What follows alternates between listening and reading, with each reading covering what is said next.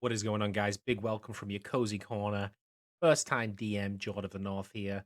Really excited to show you what's going to be happening. I am first time DMing for a group of four. Yeah, I'm going to be uploading weekly episodes of what happens and what, interactions come of it. My aim for this campaign is to be more homebrew than anything, but with, dipping its toe into a few other things. I have a few different characters that are homebrew characters playing, and also I have a very interesting thing, which is I have a thing called Dixper, where chat can buy crates. Those crates can have cards, anything from give a player the ability to roll with advantage, um, spawn an enemy, cast a fireball into a random part of the map, pull from the deck of many things. I have a lot of ways for the chat to interact in this chaotic campaign that I've built. Really excited to show you what it is. This is going to be session 0 and session 1 combined. Have fun, and I'll see you in there.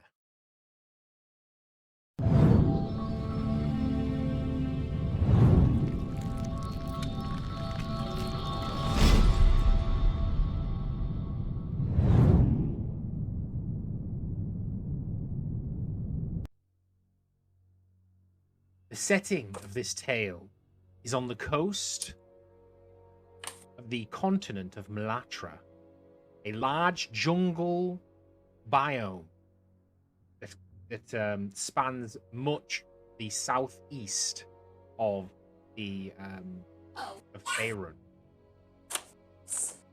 This place, largely untouched by civilized humanity, um, is home to any number of different creatures and uh, species. However, tucked away in a little cove on the southeast corner of the coast is a small city known as World's End. This is a pirate stronghold, a place for people from all walks of life to come together with the common goal of riches, glory, and pussy. Because let's be honest, after a nice long session on the sea, you want to get laid. There's not just pirates here. Obviously, the piracy is one of the main um, functions. However, there's a lot of fishing and trade that goes on here also. Um, on being in this city, you will see it is absolutely bustling. Most times of the day, you struggle to find a place to walk. There's people of giants, ogres. You've got lizard people. You've got Khajiit. You've got you know um, elves, dwarves. You've got every species imaginable. You can see goblins, fucking all sorts of things. This is kind of like a crock pot of people from different places, different walks of life that have experienced different things, came to this place, found sanctuary, found the sanctuary of working hard and getting paid. And they put a lot of their general politics of the world behind them. So the people who are here, they don't have the politics of the world. You might be thinking, oh well, a dwarf wouldn't be, this kind of dwarf wouldn't be friends with this, kind of elf, or this kind of elf would hate this kind of human, or this person is, from this background. They throw off all of their previous accolades, all their things from their past, and they just get here. They realize that it's like a fresh start for them. So it's thriving. There's all sorts of creatures. You walking around, you'd bump into 5 or 6 different species going from one street to another, all coexisting. Nobody's like being racist or hating each other. It's quite a nice little, sanctuary, to be honest. This city, I will bring up I'll bring you all in on roll 20.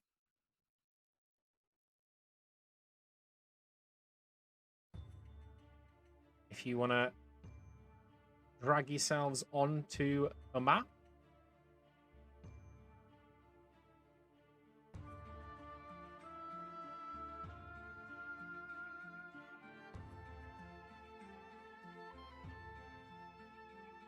You guys drag yourself on, or do you need me to? It's just a black screen. Same. I might just need to reveal areas. Right, there we go. Thanks. Where would you like us? I will just place you, for now, I'll just place you in the top left corner. I don't think I have... Do I not have one for... I don't think I have a character yet for... Are you Pleoge? Oh no, that's the guy I just think. Alright, so this is... What's your character's called again, India? Finlay. Fenlie.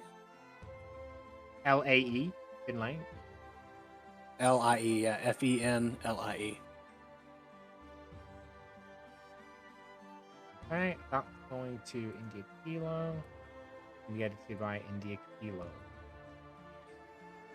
Right. We'll go through what you how you can connect all that up and everything and add your token to it just like the others. But for now, I'll just drag you on. Can you see everything there okay? Yes. Lovely jubbly. So, this is the city of World's End. The dock area, obviously you won't know all of this as and when you sort of walk in and see it. Get this girl some milk! God damn, she needs some milk! Thank you, Kira.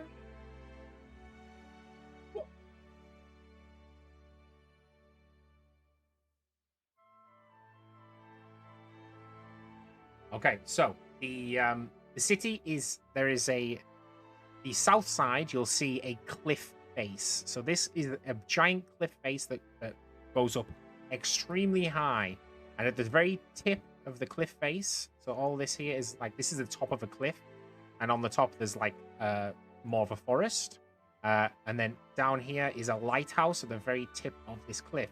This obviously all this side here is the side of a cliff.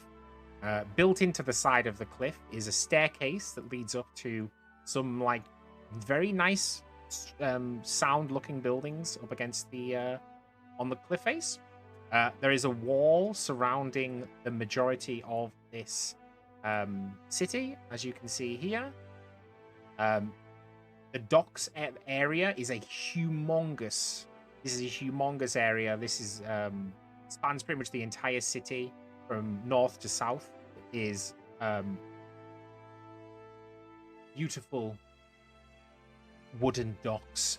Although some of it does seem to be built out of old broken ships, funnily enough. The city itself is pretty much made up of two sections. The southernmost section is the residential district, and that is made up of anything from 10-story high buildings, which, you know, house multiple people that span in rows, to, you know, small little shack built onto the edges of these large buildings. But this is pretty much houses the entire of the city in this small residential district. Above that, to the north, is the Tavern district. Funnily enough, this the main attraction of this city is the plethora of taverns, which span just about as much space as the entire residential district. You won't necessarily know this in character, but there is a main central tavern, and then there are multiple other taverns all around in sort of a courtyard style area.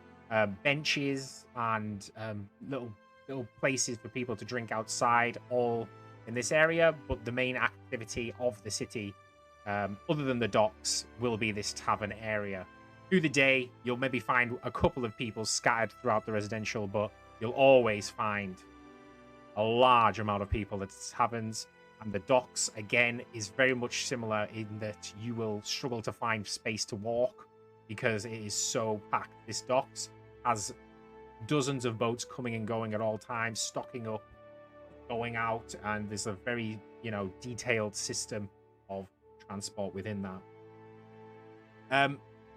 One more thing that you'll notice is the entire bay area, so the area around the docks, has like a golden tint. There's like a golden shine coming from the water. So beneath all the dock areas, there's like a gold shining all the way out to the tips of the jetties, shining gold waters, which is, you know, quite a unique kind of style. Ships, anything from grand pirate ships with skull and crossbones, different things like that, to small fishing trawlers, and even small pirate boats and large fishing trawlers. Lots of things come and go from here. There's lots for you to figure out in this town. Obviously, you guys are new here. You haven't been here for an extended period of time. What we're going to do is say you have all arrived within a day or two of each other, and you just pretty much working at a pace to try and figure out what the heck's going on. Luckily, you have arrived at an opportune time, because every couple of days is the main recruitment for the major jobs and things around. The maybe one or two people you have spoken to have just directed you to the docks and said, if you need food, if you want to work, go to the docks.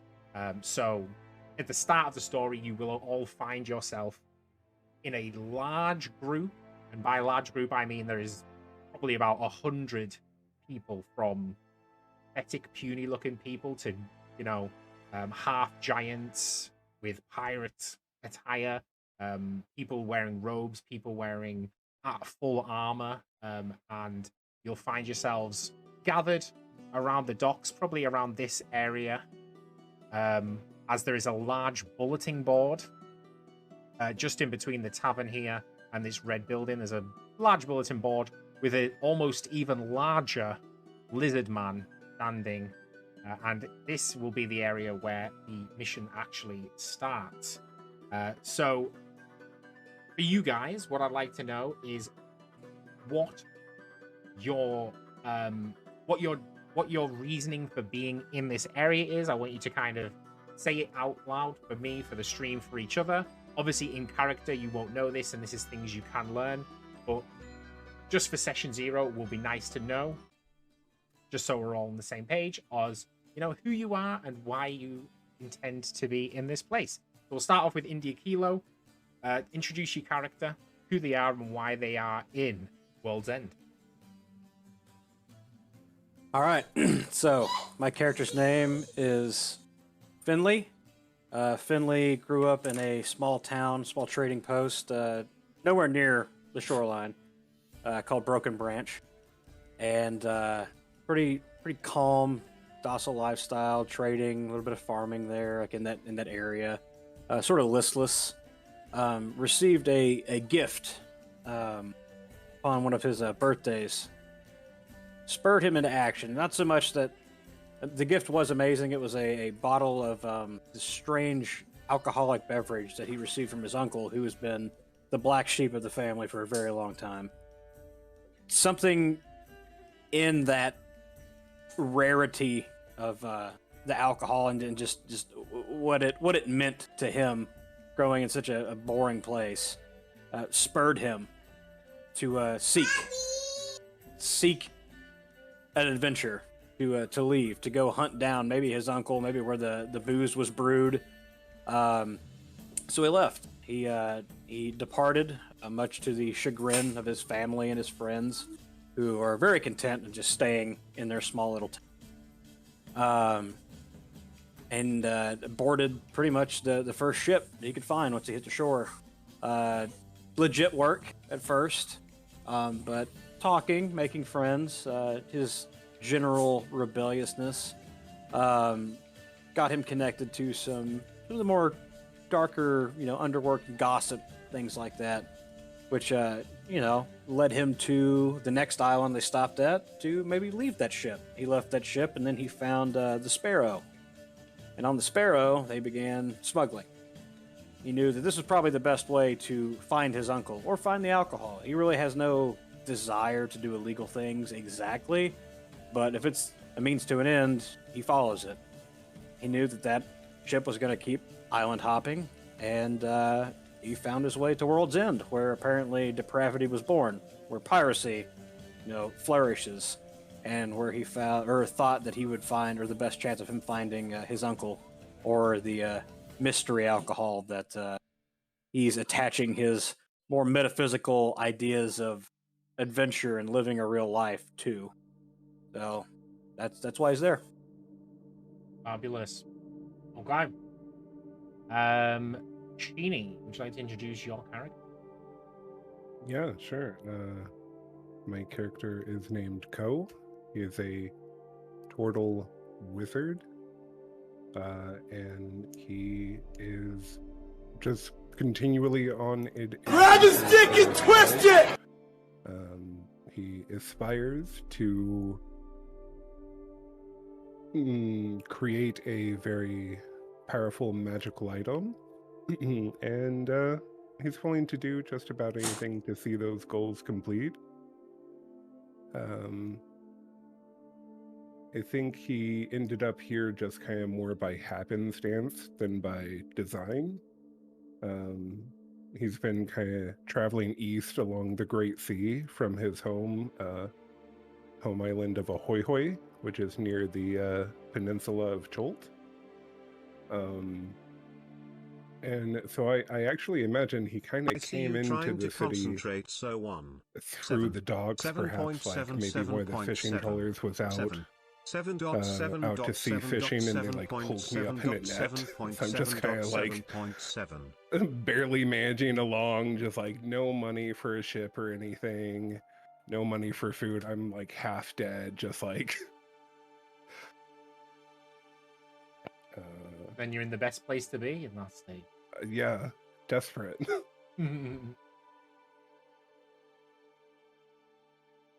Lovely jubbly.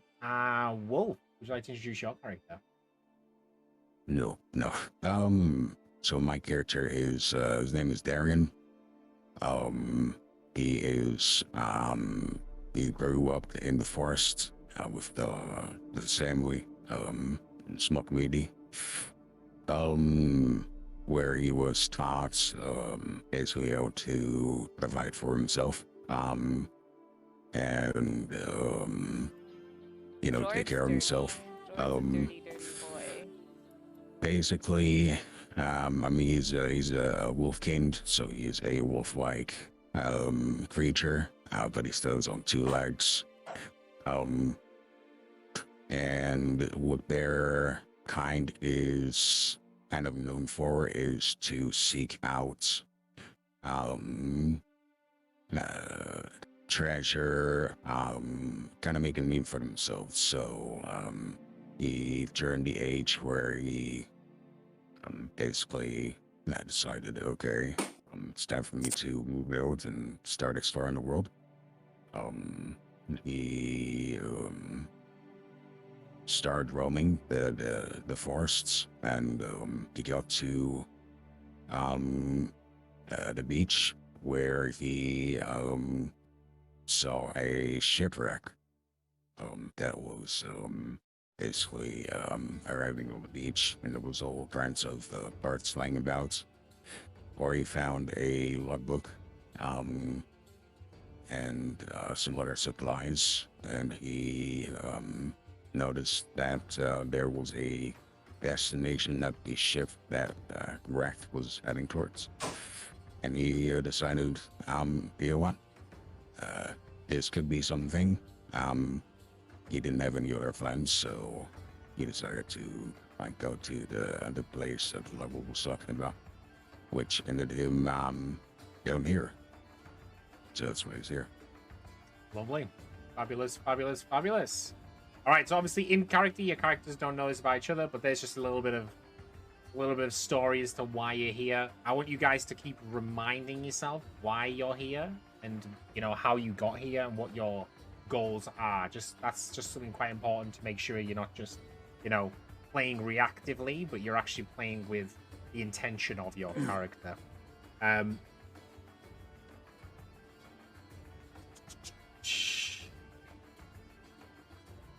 Yeah, I think that pretty much is session 0 right there. So, I mean, do you want to do a little? Do you want to do the introduction for session 1? Okay.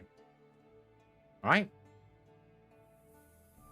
Yeah, I'm gonna get rid of PK Batman's face. Going to copyright strike me like Heff was gonna do. Yeah. Well, Heff is too sexy. It's true. We must be thinking about a different Heff. I have a question. Shoot.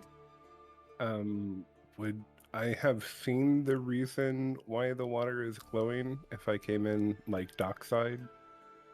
Or is it not something that's like evident?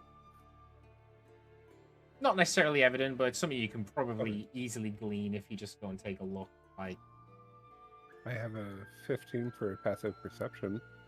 okay, you'll probably know why then. Okay. We'll just assume we'll assume that you came in at nighttime, and Okay. and this time when we're arriving on the docks is through the day, so it'll be like the first shining gleam of the docks. How does that sound? Okay. Yeah. Sounds good. Okay, so Yeah. oh wait, we need Finley's token stamp. Do you have a token of your character's books? I've not made a token for him yet. Do you have the picture that you want for him? Yeah, I can send it to you.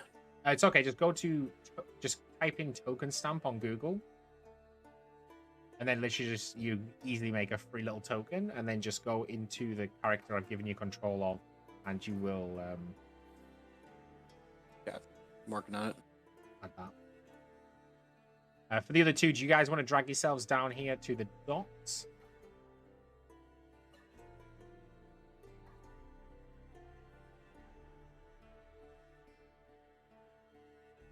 Anywhere or just...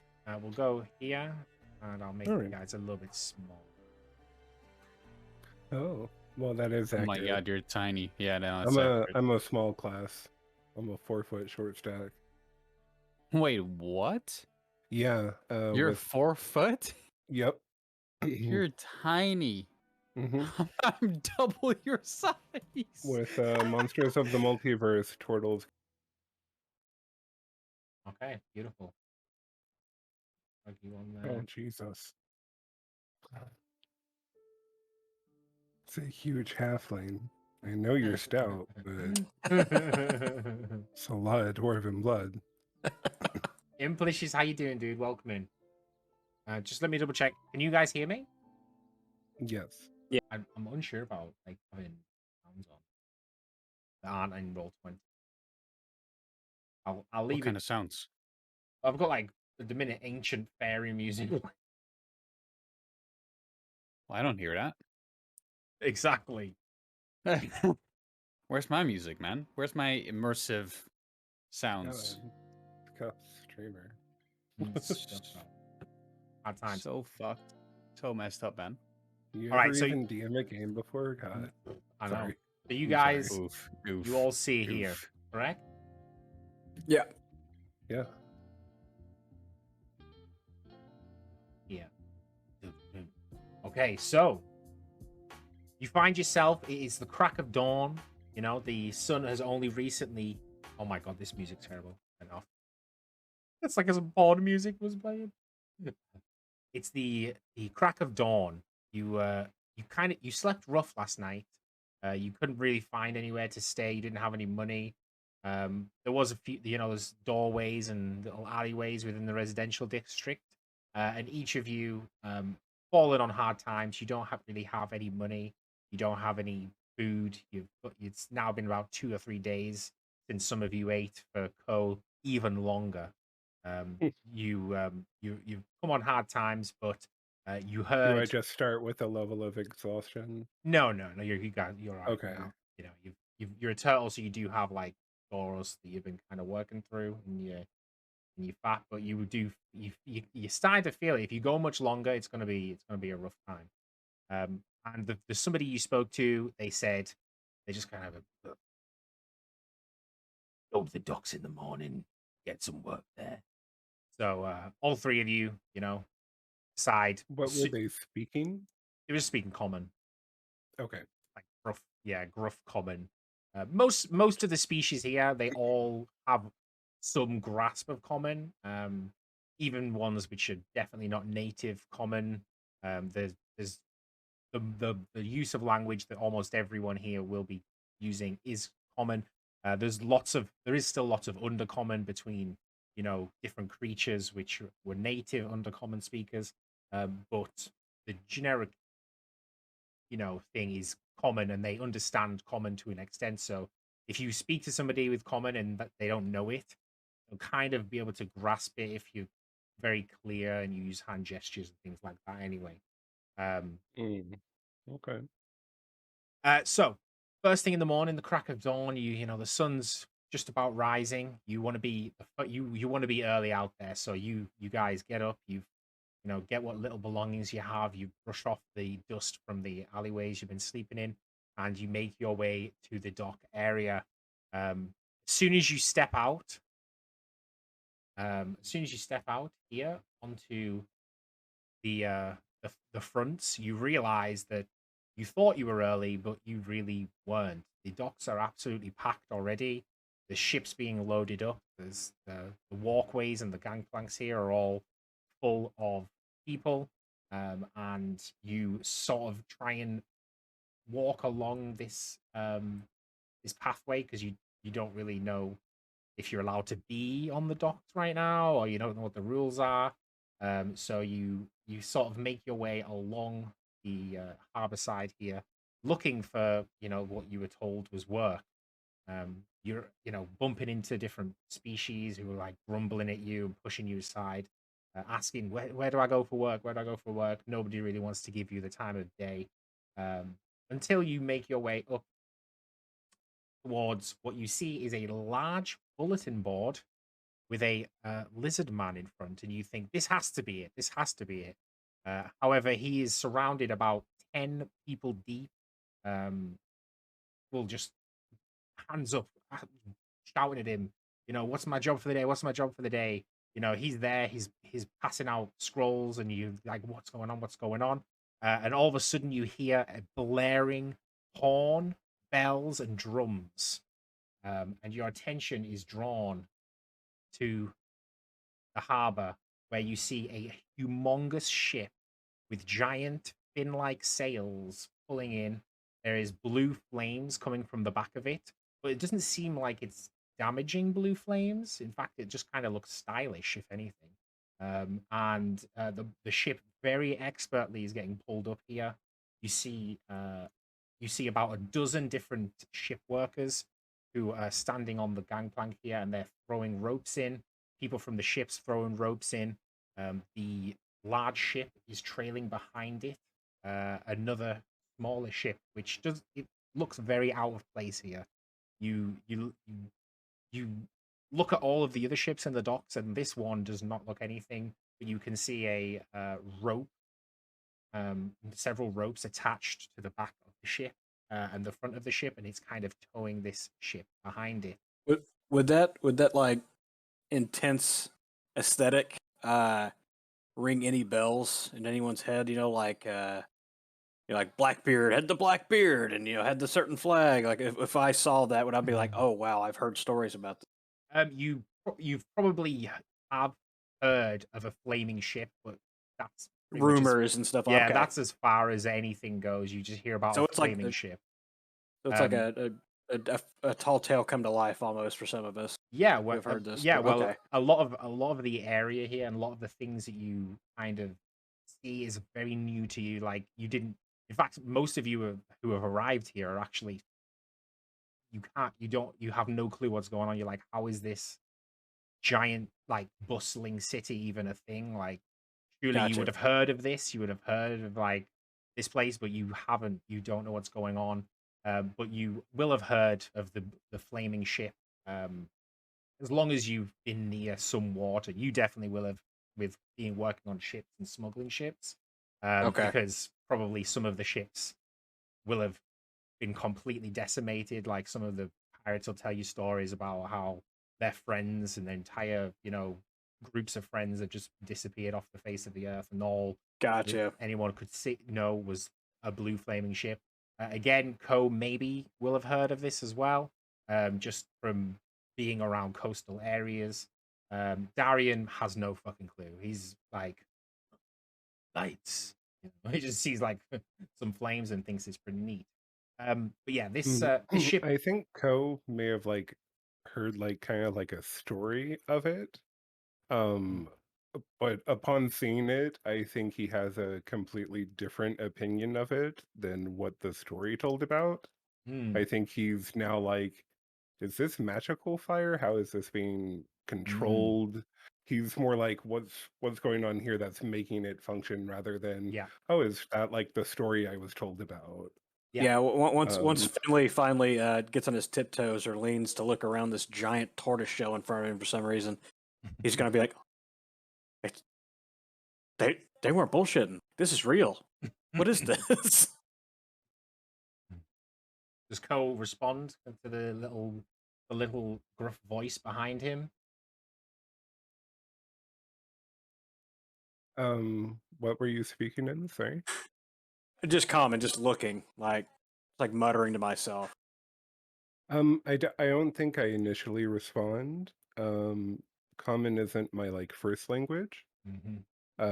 So I'm not used to someone just kind of like saying something around me in common and like me trying to like focus on that. Yeah, so he's not like directly speaking to you in a conversation. So right. You're just so like I'm I'm just perhaps I'm going to I might like glance at this board, but I think my attention is drawn to this boat.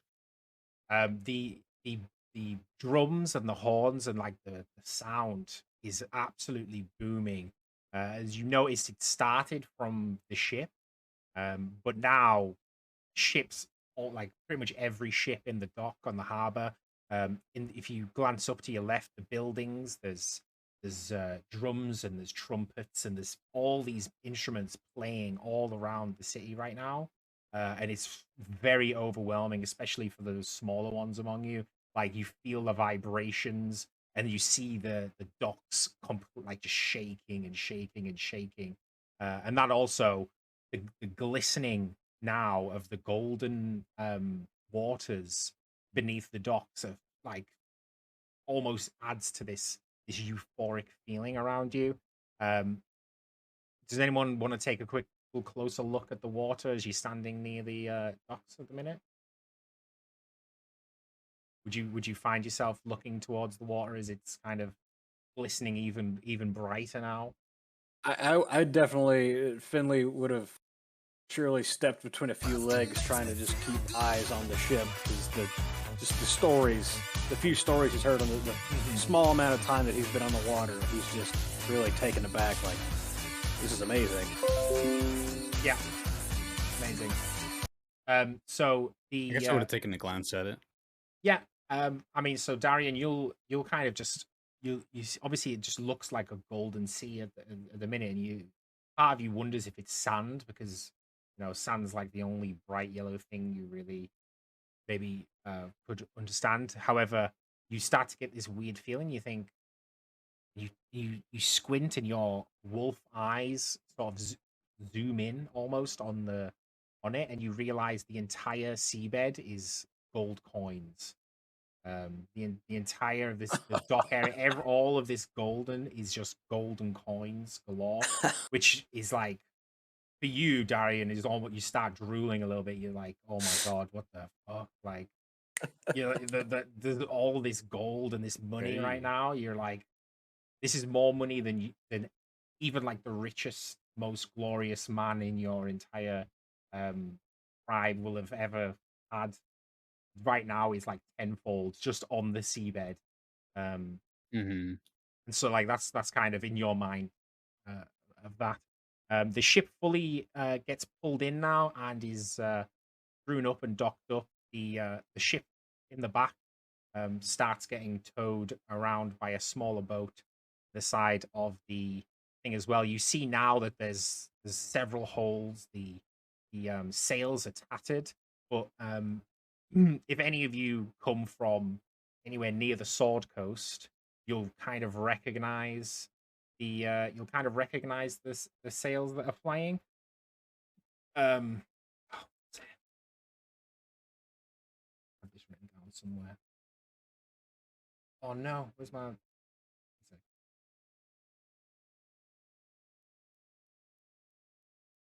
I had a weird thing on the screen. You're saying the smaller boat is flying the sail? Yeah, so the smaller boat is flying. Yep. I will tell you in a second. The smaller boat is flying the Lord's Alliance flag. So if any of you come from anywhere that know this, you realize that this is no like small feat. This is like a big fish, and you would notice that this is one of the head vessels of the Lord's fleet Armada, which would shock you because if you've come from anywhere, you kind of realize these are supposed to be the people who are protecting the seas. They're kind of making sure everything's running and everything's good in the world. And there's not many people have negative connotations with them, so it's quite a shock if you do hail from around those areas. As the ship comes in, the music dies down, and from a walkway that's dropped down from the ship, you start hearing these almost as loud vibrations as the drums. This giant orc man steps down from the walkway from the ship onto the docks, and he's followed by probably about 9 other different species of creatures. There's women. There's a lizard man, a dragonborn, several other humans and halflings, all just kind of following behind him. They are all absolutely covered in gold. They're covered in jewelry and like really, really glistening jewels, and the whole entourage here is going to make their way along the walkway off the ship. Obviously the people at the back of this crowd are going to be carrying chests. They're carrying several large chests and coffers, which you can only assume are full of treasure. And then this one woman steps off at the end, and behind her, in a long chain, is 4 very regal-looking, beaten-up elves.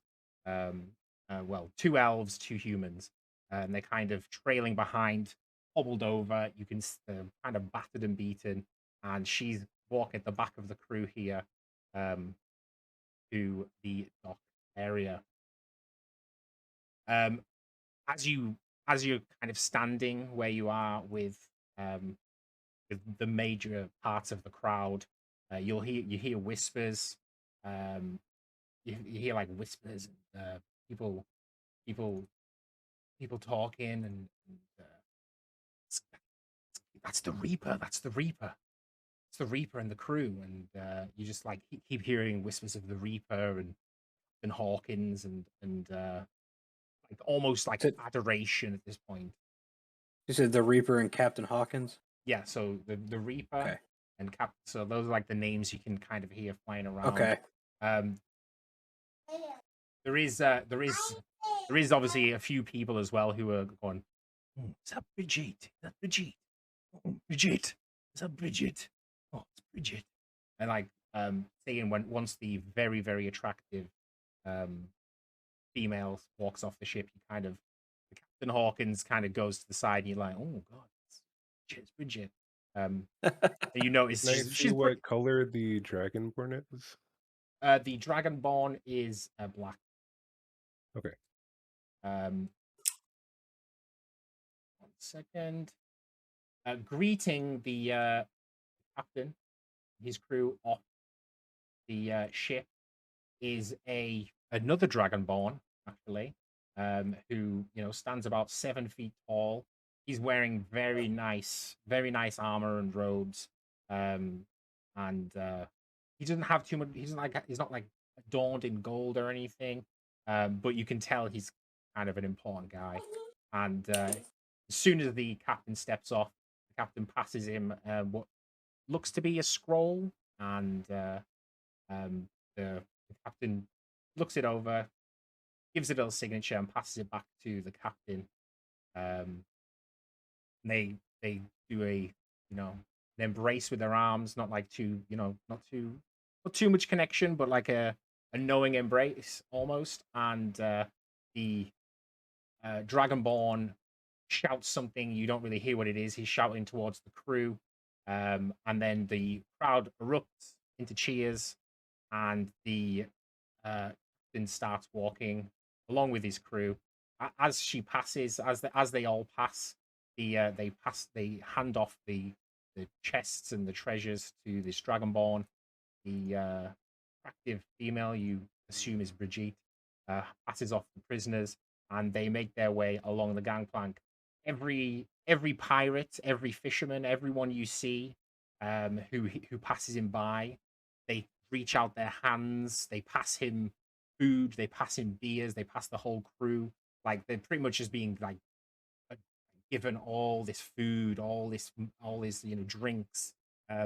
Women hanging off each of them at this point, while people are cheering, and just like you can just feel the energy around this, so positive, and amazing. So they are going to be making their way here, the crew, along the walkway, and actually, you guys find yourself, you're actually standing in the way. It doesn't look like they're going to stop. As you look around you, you realize you've kind of been in a daze, and everyone around you has taken many steps back away from this walkway. What would you guys like to do at this moment? I'll step back as well. If I have what little remains of that that alcohol I mentioned previously, if I have anything to pour it into, if I have any add anything at all, like a shot glass, I want to step off to the side and hold it out just to see if I can get some notoriety and hand it out and see if they take it or even acknowledge me. So you guys just kind of stepped off to the side here a little bit. Fenley's reach, he's pretty small, but he's kind of like trying to reach out here with a small tippy toes, like small end of your fingers, like standing. The orc captain absolutely he doesn't even look at you, doesn't even give you a breath at the minute. He does notice the large lizard man over the shoulder, and they exchange a knowing nod as the crew make their way here towards the main tavern. The Brigitte here, actually, she does look down and see this this scruffy looking halfling, and just kind of like shakes her head a little bit. I think she assumes that you should be you probably should be in the tavern if you want to be drinking, but she doesn't comment on it. At the minute she's too busy. She's got these very, very handsome elves at the minute. These two handsome elves just like kind of do I notice her. Do I notice the nod between the lizard man and oh yeah, because you were like looking. Okay, you were trying to catch the orc's eyes, and he just looked straight past you and just nodded towards the lizard, and then you like look back and you see the lizard. If I'm tracking that, then I want to, understand that there's something, and just fall back in line next to the lizard man and just sort of hold it up to him after the procession goes by and be like, "Here, you can have a shot." Okay. So yeah, the party make their way to the tavern, and a lot like a giant space. This is also funny. A giant space. A giant space opens up at the front of the tavern, and it seems like there's almost like a rule, like to not kind of congregate at the door of his tavern, because there's the entire time there was a good breadth of like space, and this old lady steps out the front of the tavern after she maybe stood there for a while, you didn't notice, but she steps out, and the orc captain walks up there, and she's absolutely tiny compared to this giant like ball of orc, and she kind of steps forward and then looks up at the orc, and then the orc drops to a knee, grabs her hand and kisses her hand, and then she leads him inside, and the entire party of the entire crew go inside, and inside just erupts with noise and music, and then the sounds from all around the dock have stopped, and it just all you can hear now is shouting and working and the sound of people loading and offloading ships as that kind of segment of the group has stopped. So obviously you now, Fenley, are like you're kind of trying to reach out and offer this lizard. Yeah, drink. just sort of like I tried to, I stepped out, made an effort, and I was like sort of deflated a little bit, but I was like, whatever, and just handed it over to him, see if he'll take it. Yeah, as soon as the lizard nodded towards the orc captain, he pretty much turned around and was just he was like on this bulletin board, so you've just been rejected again. So I'm just knock it back then. So he's on this bulletin board. He's taking off scrolls, he's putting scrolls on. You see people coming and going. You don't really recognize them, but people will come with like a stack of papers. They'll stab a dagger into the board, and then other people will come. They'll rip one off, and then others come. They wish to speak to the lizard man and see what their allocation might be, which you assume, as long as you're not absolutely degenerate, you all kind of assume this guy will give you a job. Okay. So as the crowd sort of thins out, and more and more people sort of get handed these scrolls, you find you're one of maybe 7. There's probably about 14 of you now, 14, and you kind of look around, and it's almost like you've been handpicked because you all kind of look a little bit pathetic. You're just looking around at these other people, and you realize that you guys are like the dregs right now at this point. And as one of this human chap with he looks like he's made an attempt to look like a pirate. He walks up and he's like, he walks up and he's like, Mr. Lockjaw, can I get a job, please? And the large lizard man just like looks down at him and then grunts, and then you can see him looking up and down. You can see him looking up and down this human, and he like looks to all of you. He sort of like starts looking at all these 13 or so people and just shakes his head, and then points towards the red building to next to you guys. You've got any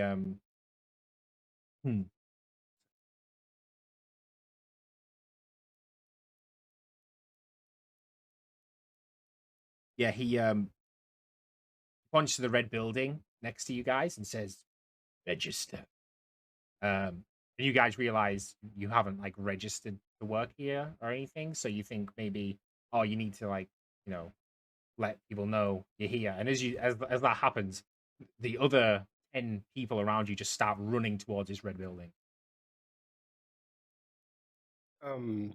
I've made a roll, Jord. I'm trying to determine if I know much about lizard folk, specifically if they've ever had any relations with dragonborns. No. Yeah, you what you do know from like maybe like the books you maybe read, but you weren't really interested in these things. You were more looking for magic when you were looking for books.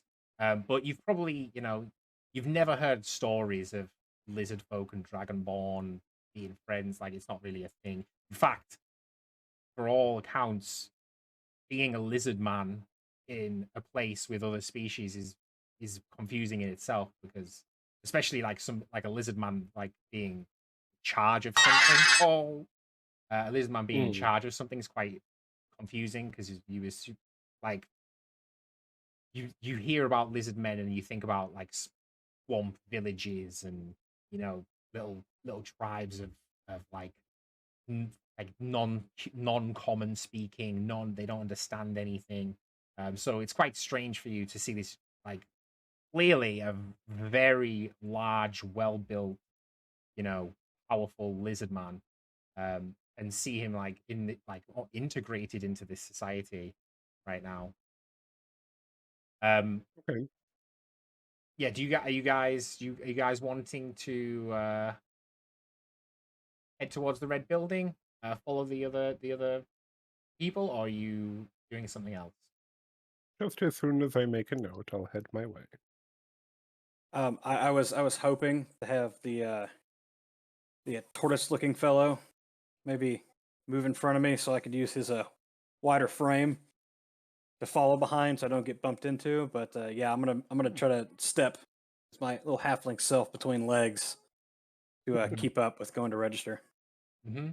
Yeah, so I think it's a thing where I like pull out my book and I'm start like taking a note, and I'm like kind of like not paying attention as I walk to the building, and you're just like creeping behind me. So I was no idea you're there. Okay. As you're walking, like, there's the docks here are still absolutely packed with people with ropes and nets, bags, you know, things of all sorts, shapes and sizes getting run along. You're gonna be getting knocked around here quite a bit. All of you, except maybe Fenley, who is kind of hiding behind and waiting for someone to bump into somebody. Although he does realize now that liquor's kind of gone straight to his head, as he hasn't eaten in several days now. So the liquor is starting to feel it a little bit. So he just should definitely. Would I be bumped around as well? Yeah, yeah. I'm pretty bulky. Yeah, even it doesn't matter how bulky you are. There's halflings and dwarfs bumping into you. There's orcs. There's dragonborns. There's tieflings. There's all sorts of creatures and things. They're very much just like they're doing their job. They're working fast and hard. They don't really care. And you're nobody. They're not like, you noticed when the orc captain and when certain people are walking, there's almost a bubble around them. But like, there's no such thing for you. Like, there's, everyone's just you're not really paying attention to who you are. It doesn't matter if you look like bulky and you look like a wolf. You're probably one of many wolves these people have seen.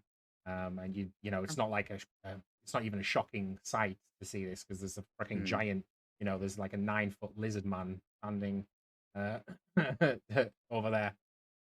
So yeah, you make your way towards the red building, and inside there's just a long queue inside the room. You realize, as you read the signs when you come in, if you can read common, it will be the portmaster's area, and inside the portmaster's area is another interesting character. Did he ascend into 4? Yeah, it's it's the guy from God of War, Oh no. So yeah, there's a very large built man sat behind a desk. There's probably about a dozen workers running around. For some reason, they all seem to be like gnomes inside the portmaster's office here. There's about a dozen gnomes running around, filing papers, doing a lot of work. And this large, bald man with a giant beard, you realize, is probably some kind of mountain barbarian by the looks of him. He's sitting behind a desk that's far too small for him, and he's filling out papers and, clearly registering the people who are in the queue ahead of you. Do you guys want to, take a chance to look at anything inside the Portmaster's room here, or are you all just kind of waiting in the queue, waiting for your turn patiently? I want to glance. Obviously, if I've fallen into the queues, I want to look up if there's anything hanging on the walls or exactly what the gnomes are doing, running around. Yes. So the Portmaster's room, you actually notice like metal bars on one like wall, like once on like a doorway with like these big thick metal bars. Unless you like investigate further, it just looks like there's a room with some metal bars. The walls do have decoration, but it's actually quite menial. Like it's quite minimum. It seems like this person does actually take interior decor in mind, and they're not trying to clutter the place up with kind of any different sorts and such. There's the odd trophy fish looking thing on the wall, but other than that, there's lots of paper, lots of documents, lots of oh motherfucker. There's lots of Firebolt.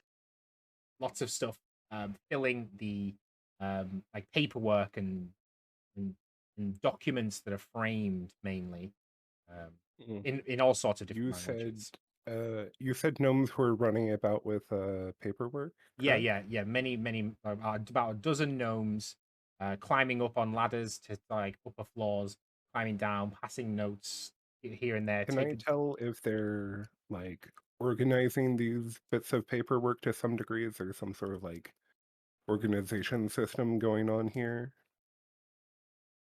Or is it more of a like they're delivering, like they're chaining it along somewhere, like they're trying to move information around? Like, oh no, there's like they look like they know what they're doing. Like 100% these guys are like working very efficiently and very cohesively together. But you have like you don't know what their system is. Like it's not like a library system or like something you kind of understand. There's just lots and lots of documents coming in and out. You as you're looking, you do see there's like a little back door, and people keep coming and going from the back door, passing documents and then taking documents away. So you kind of you maybe notice the exchange of that's where documents are coming and going from, and then they're being put into files. They're being put into different areas of the upper storage, which you can't see, and again this desk, which even though it's very small compared to, although it's very small compared to the barbarian, it's still a large desk, and it's absolutely covered with different bits of paperwork and files and folders. well, I'm going to wait in the queue. I believe they have everything sorted out here, and we should get in and out of here quickly, I imagine. I've already been waiting in the queue. Okay, cool. I'm like talking to myself anyways.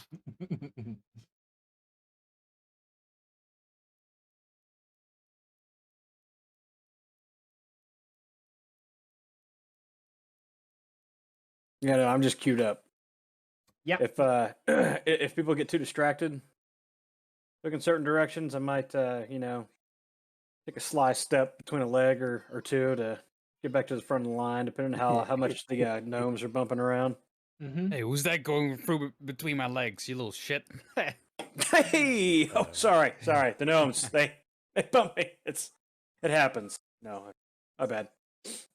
So from outside, you start hearing like really loud screaming almost, and like and then like a siren starts going off from outside. Are you guys going to stay in the queue, or are you going to leave this building? What's everyone else doing? What are the rest of the people in front of me doing? So there's people that are running towards the windows. They're moving towards the windows? Mm-hmm. All right, once they break line, I'm going to step forward closer to the end of the queue to register with this guy, keeping it in an eye.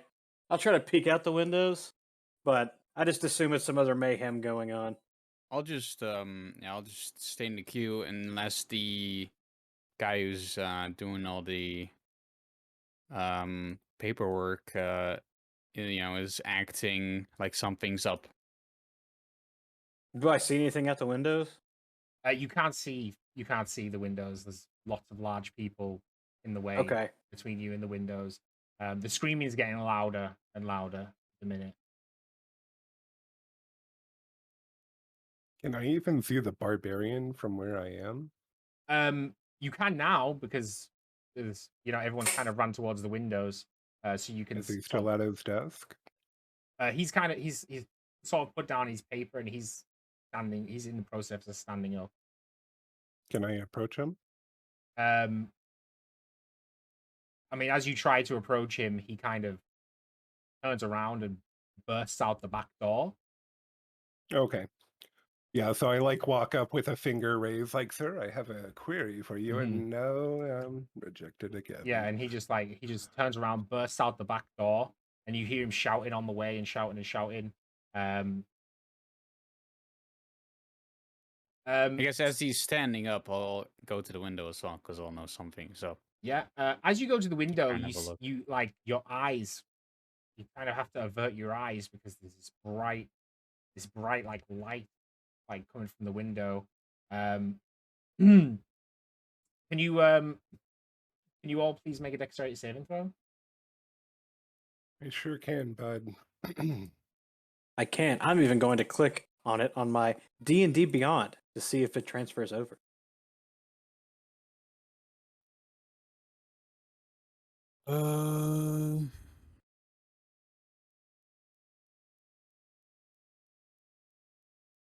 Oof. Not bad. Okay, so as you avert your eyes sharpen, Darian, and you realize there's a giant ball of fire heading towards you, and you see that it's heading for the building you're in. So just like you kind of you actually recognize that the barbarian went out the back door. So you actually just suddenly break down onto all fours and make a giant leap towards the back door. Ko and Fenley, you were too busy doing something else. You were trying to look out the window, Fenley, but you couldn't see. You're too small. And Ko was literally stood at the desk sir, with his hand up. What happens is a fireball. It lands pretty much smack bang at the window where you get where. It's good knowing you folks. Where you guys were stood. Next character. And the boy's dead. And you all take Fenley and you take 6 damage. Wow. Darian, out of the wall does blow up and fly towards you, and a piece of wood lodges into you as you're trying to make a breakaway here, and you still take 3 damage. Wow, that's fucked. Fuck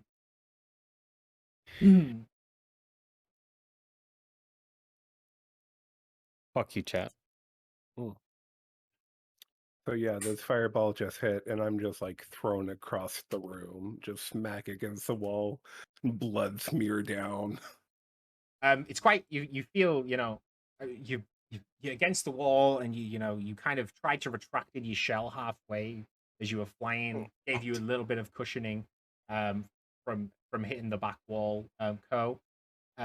Almost killed him, dude. As your eyes pop open with the almost concussion, and your head emerges from the shell, you actually just notice the bodies strewn everywhere, on fire. There's burning paper flittering around in front of you. Jesus Christ. You see Fenley, how did that affect you once you were hit by a fireball there? One of the shrapnel from the wall blowing up, just rip it into me. Took a good portion of damage there. Yeah, I definitely got hurt.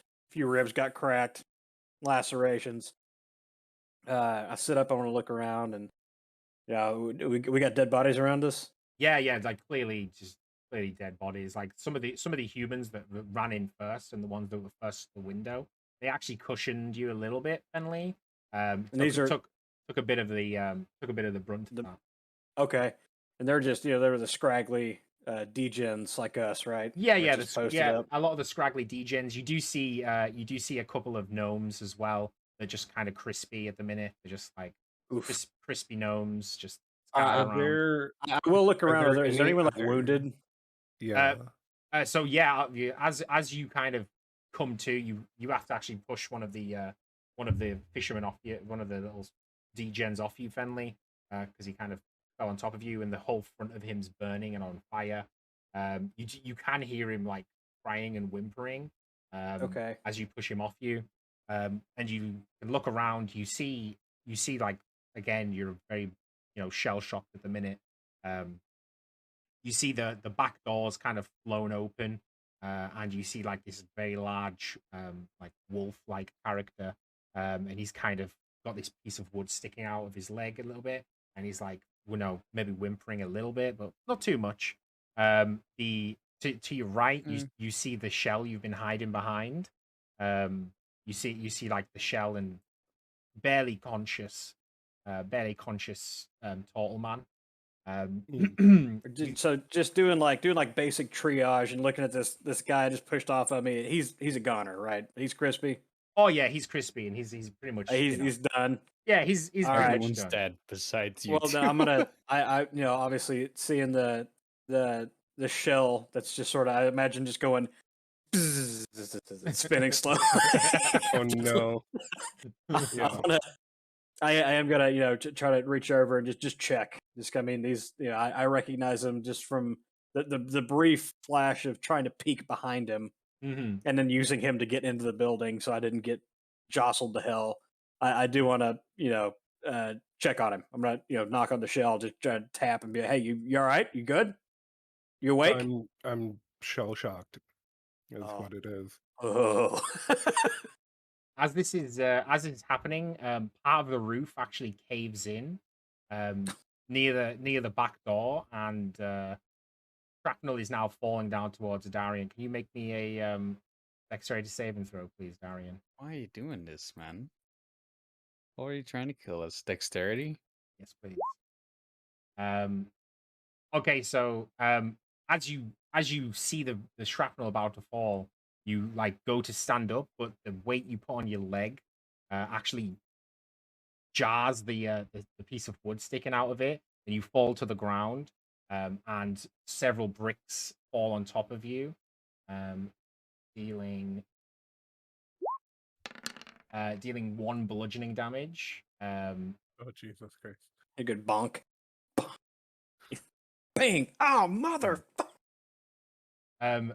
When you kind of losing hope with this a little bit, but the large barbarian man starts running back towards the building, and he sees you, Darian, and grabs you by the scruff of your neck and just literally just throws you like you're nothing. He throws you away from the building. With that collapsing, I was checking on 2 damage. the turtle. Can I try pushing him out the door? Like, if he's the one person I have, I'm up. Like, I'm struggling to find my feet. Yeah. But like my brain is definitely rattled. I don't think I can quite see that well quite yet. I think my vision's still heavily blurred. So with me pushing him, like if it is like truly on a shell and it has like a small friction point, would I be able to like maneuver him towards the door away from the frickin' roof collapsing in? I think what I'll do is, can you make me a Constitution saving throw? Yeah.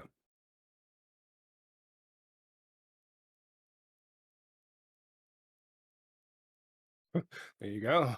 Okay, so like, as you're like trying to move this turtle and like trying to get him out of the building here, Fenley, he actually like clutches at his chest, and pretty much all completely just retracts into his shell, and his shell just falls onto his front, and he's you pretty much there's just a giant shell. All you can see is this giant shell at the minute, and nothing underneath it. And you know, you're a bit like, I just kill him. Because you just try to push him out the door. Just had a little turtle heart attack. Sorry, I'm sorry. Am I still able to just maneuver the shell though, or is no, that it's just... no, it's actually too Am I heavy. unconscious? Pretty much. I mean, you're pretty much like you're conscious. I have 1 HP. I'm fucked. So you're conscious, but you're very like you. Right now, you're in turtle mode. So you're literally just like you're retracting. You like you can't let anything else. You don't want anything else to hurt you. And Gotcha. you know the pressure of somebody trying to move you was just like on. Just like my like, kind of natural instincts were like. If I can't move the shell, I'm just going to bound over it and leap out the door just to get out of the building. It seems like the most imminent danger of it collapsing on me. Okay, well you make your way out the door, and you pretty much see right about here the fireball destroyed part of the dock here, part of the front of the building, and there's burning fire. I mean, there's small burning fires, but already you can see half of the city right now is in action, throwing water on the fire. You see people, Fire brigade sort of pretty much fire brigades. Okay. Fire brigades already like in. Impromptu. Yeah. Yeah, the lizard man is he's just really slowly sauntered over to the red building. He walks in and just starts picking up dead bodies with his hands. He's got like three or four dead bodies in each hand, and like and then just starts walking out and then just drops these dead bodies to the side. He sees this turtle shell and he picks up the turtle shell and then looks inside. And he sees like this little like shivering, whimpering turtle which is like covered in blood. And he goes, and he just like goes. It's kind of a look of disdain, like you guys are just these little shrimps almost. The lizard man kind of walks outside and he puts you in a separate pile, but still very close to all the dead bodies. Pile. Sorry, I gotta tell Raven good night real quick. I'll be right back. Yeah, no problem. Okay. No problem. That's how dare they try to put out my fire. Yeah, that was kind of just very unfortunate as well because the grid, the D100 grid, I kind of roughly measured it out, and like this is where the fireball landed. So I was like, well, that's close enough. Close enough. If it had like landed over here or something, I'd have just been like, okay, that's fine. Yeah. The one not fine. Was the Nat one the shrapnel brick damage? No.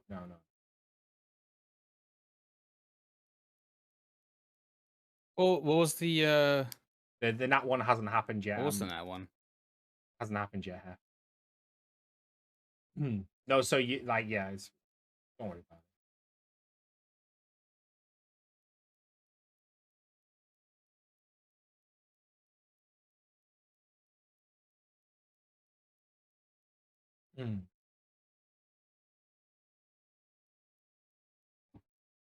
Did you see my DM, by the way? Is it on Discord? I can't. One sec. I'd have to go on my phone for it because affect the thing. Yeah. Unfortunately, Heff, there was a lot going on, and I actually didn't see the Nat 1 until after things had already happened. So I was like.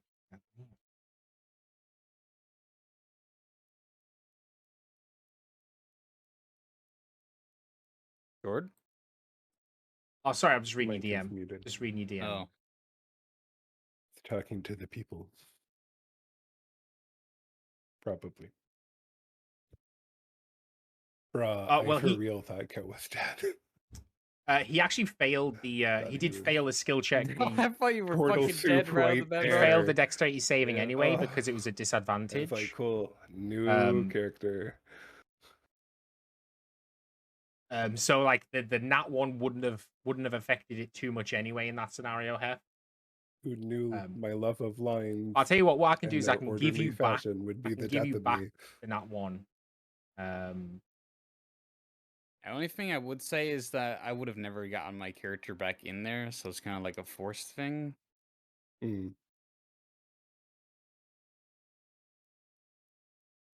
But oh well.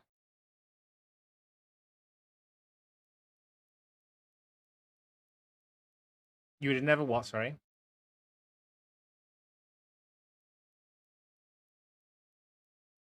What were you saying, Wolf? Sorry, you would never. I would have never gone back to, back into the building.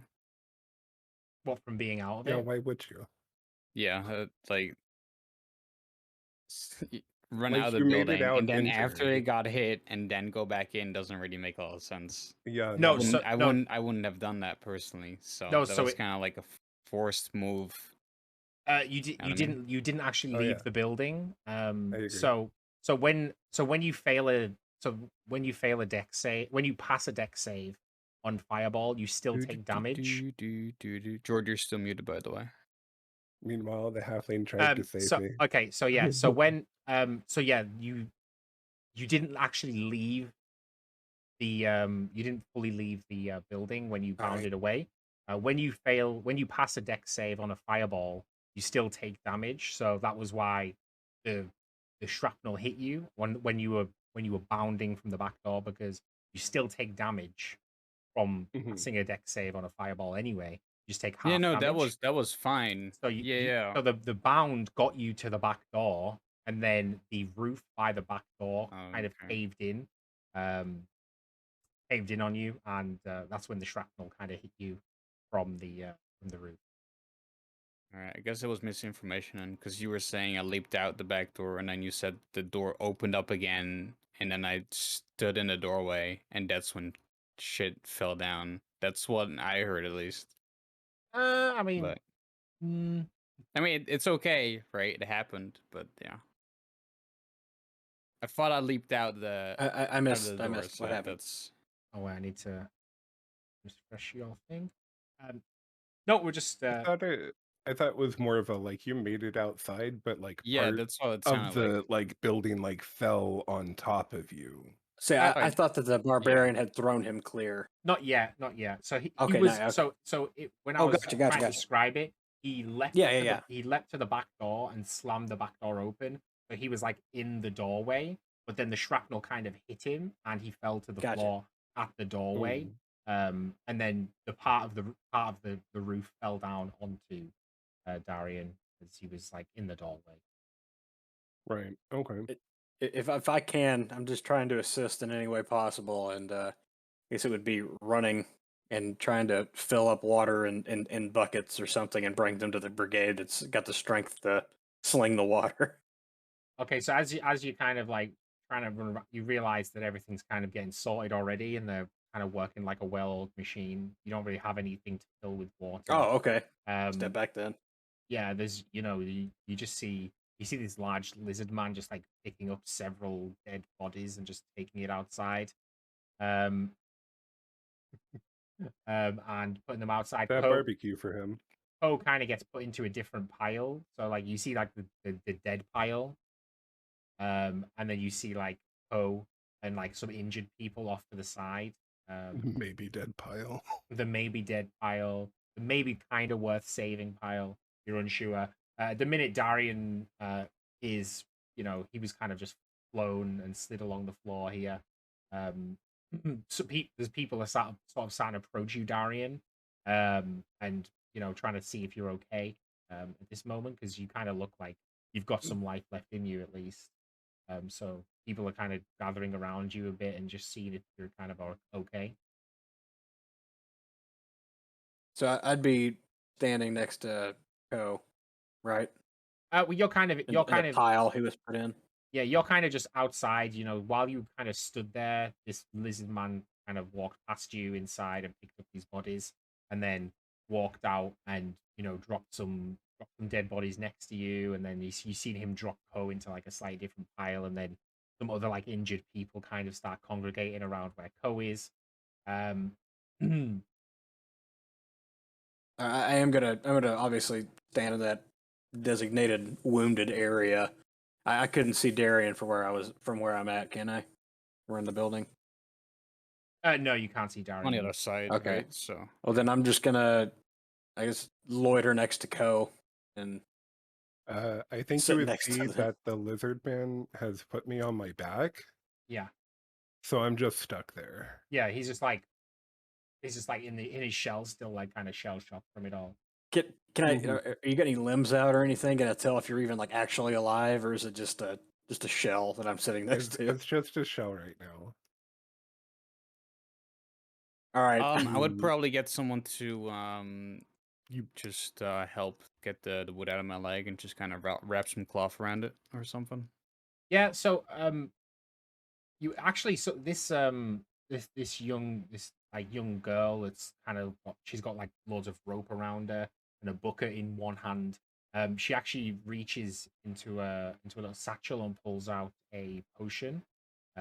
Like a red looking vial potion, kind of just thrusts it towards you. And as you kind of, you I assume you're gonna take it out of her hand. Yeah, she's offering it to me, right? Yeah, so she's just like, she seems like she's really like busy. So she's like, it's got the lid on and everything, and she just like kind of thrusts it towards you, and is like gesturing for you to take it off her.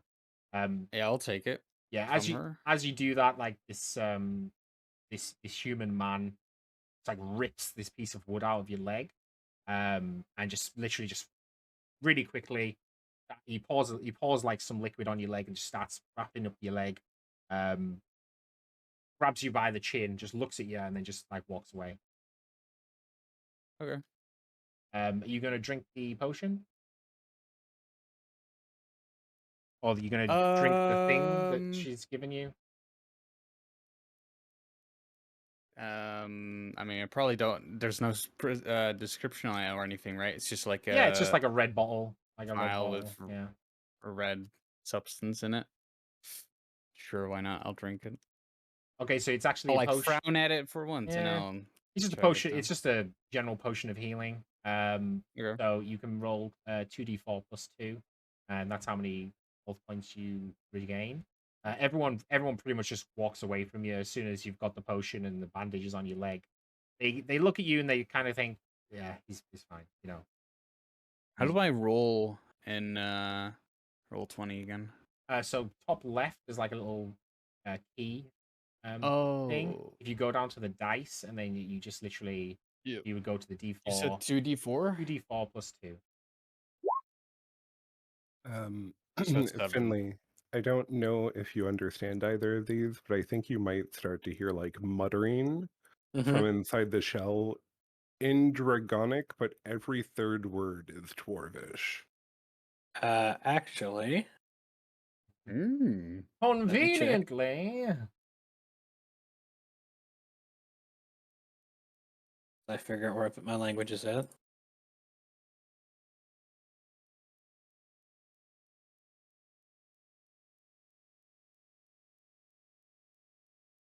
Oh, I'll find it at some point. You give me just 15 minutes and I'll figure it out. Okay. I feel like I do speak Draconic though. Ah, shit. What are languages on D&D Beyond? Oh my god. Another massive no, I just have Common and Halfling. Okay. Yeah, so you just but I hear the muttering. muttering. I'm gonna just try to like lean and look into whatever openings there are and like knock like a door. Just hey, you all right in there? Did you make it? So Ko, as you're like mumbling these draconic words, you're like, what's kind of in your mind at this moment? So I'm currently thinking about a book I read where it says when you're heavily injured, you should lay completely still. So I'm just like, this is my version of the fetal position, and I'm just like, this is what I do. This is all I can remember right now. I don't remember the other languages. That's amazing. So like as you kind of hear this muttering and like thing, and then and then you just like take a little look, and you would actually see that this whole time that the Ko's been kind of clutching at his chest. You kind of you just see like this blood that's like dripping out from thing, almost like filling his shell at the minute. Like there's like a pool of blood as he's on his back, filling his shell. Oh shit! I'm gonna try to flip him over then as easily as I can. And as you like flip him over and move him, Chini takes 3 points of damage, I'm dead. and like he stops breathing, and like Do I need to make a death saving throw? yes, please. Make a death save. Okay. What the fuck? I'm gonna call out to like. Finley, you Started, killed a like turtle. choking me in my own blood. The I thought if I rolled him, it would get the blood out. the adrenaline, like you being a smuggler, you've seen people die before, but Yeah. like, it's quite fresh to you. Like the adrenaline, you actually suddenly like gain 3 hit points yourself, weirdly, and like you feel like Is it like that mother strength to like yeah, lift like something you're like, up? oh my god, what's going on? So you gain 3 points of 3 points of You health. took the life out of him. With Give it back to you. I'm gonna start screaming like for anyone around. Obviously, they have some sort of trained like group of people that are doing things. I'm gonna yell like, "Hey, he's hurt badly. Like, I need help. Help me now." Like I think the muttering stops Mhm. as you like flip me over, and like I don't know what you can exactly see in there, but my eyelids are like now closed. So as this is happening, this small girl that just helped Darian, you won't know this, but she kind of runs over and kneels down next to Ko, and she goes and she pulls like a flask from her satchel as she did before, but unbeknownst to anyone right now, there's like this guy here, this shadowy guy, pulls himself from the docks below. He's got a knife between his teeth. He pulls himself up on onto the docks. Quickly looks around, and he throws a small knife, and it flies into the neck of this girl, and she just dropped dead instantly. Do I see this? Is this like right in front of me? Yeah, this is right in front of you, dude. Another knife flies out from this guy, and it's aimed towards this giant lizard man, and it just bounces off this giant lizard man, who like looks down, annoyingly, at this guy. Can you all roll initiative, please? Absolutely. No. Do So I as guess that was I still happening, need to Could I have seen that, because I would have started standing up and stuff and kind of, seeing what's happening, Yeah, I'd say you know.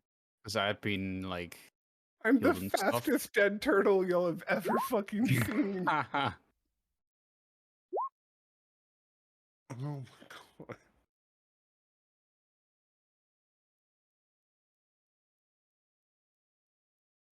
I wish that was Nat.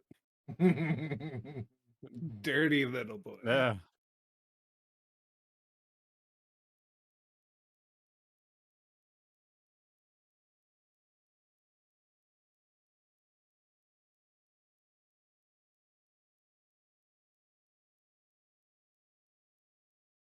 What a dickhead! Like you come out of the water, and you're like, little girl. Yeah.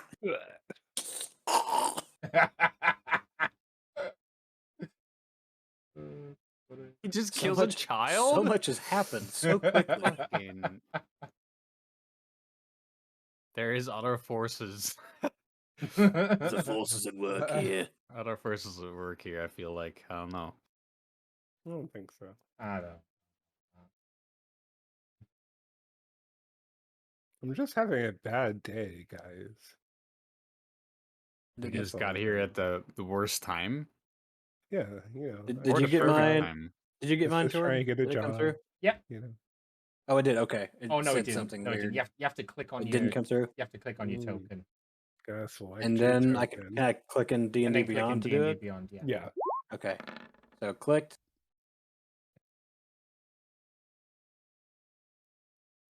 Did it go through?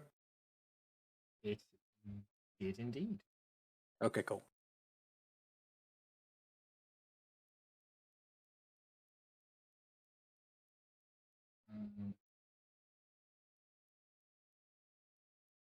All right, Cole, can you make me a death saving throw? Did you make one before? Sure can. I did make one before. Oh yeah, you did. Okay, that's fine. That was part of this probably this turn. So let me make another one. Ha ha ha ha Hey. This is really rough.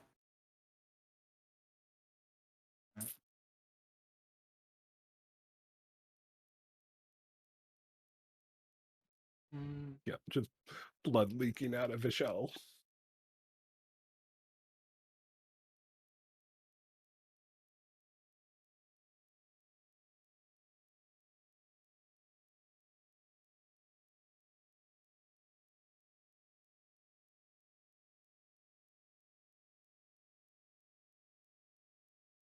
Hello? Yeah, sorry. What happens next? All right, okay. All right, Dad. Give me a sec. You're down. We're waiting. I'm the kid to die. No, I'm trying to figure out. The heavily injured one. Okay. Okay, so Darian, you pretty much just see this girl that just handed you a potion, just like drop, like with a hand falling onto her neck, and she just falls to the deck. A small potion just falls out of her hand and rolls away. And this like this shadowy sort of assassin looking character has pulled himself onto the docks, and he's now you come upon what is it you're gonna do? I'm gonna pull out my katana and start trying to hit him. I mean, he just. I saw him. I saw that he was the person that threw the dagger, right? So. Yeah, I mean, he was pretty quick, but he's like the only person. He's like the only person that's kind of around it. All right. Yeah, I'm gonna try and hit with my katana. Let's see. Yeah, roll for damage.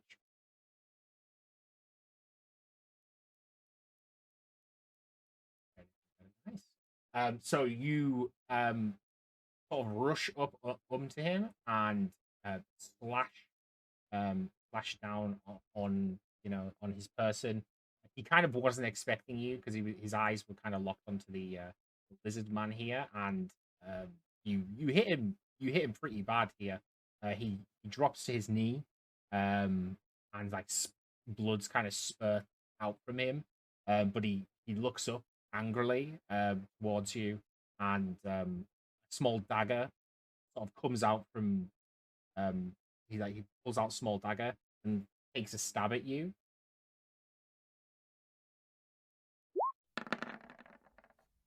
It's not it. No. But he's very injured at this point and is unable to hit you. Finley? As long as it's cool with the DM, how I obtain my weapon, I've already put. If I see it, since I did show up to this town with nothing practically, I see some discarded, objects from ships, and I spot a broken whaling harpoon just stuck in the deck of the dock, and I beeline straight for this child murdering motherfucker, pluck the harpoon out, and rush and just try to gut him, just straight up the chest, Don't up kill the him. gut, up into the ribcage. As you kind of start rushing towards him, it's almost instantaneous. Like wind suddenly just starts billowing, and it burns the fires even brighter around you. Winds just gusting, gusting, gusting, and then this torrential rain just starts absolutely chucking it down. As you kind of making your way towards him, make a dexterity saving throw.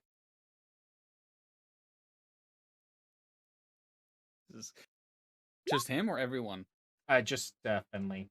So as you're actually like running, the second your foot hits the dock, the wetness of the wood and the speed of the wind right now actually like unsettles you, and you lose your footing.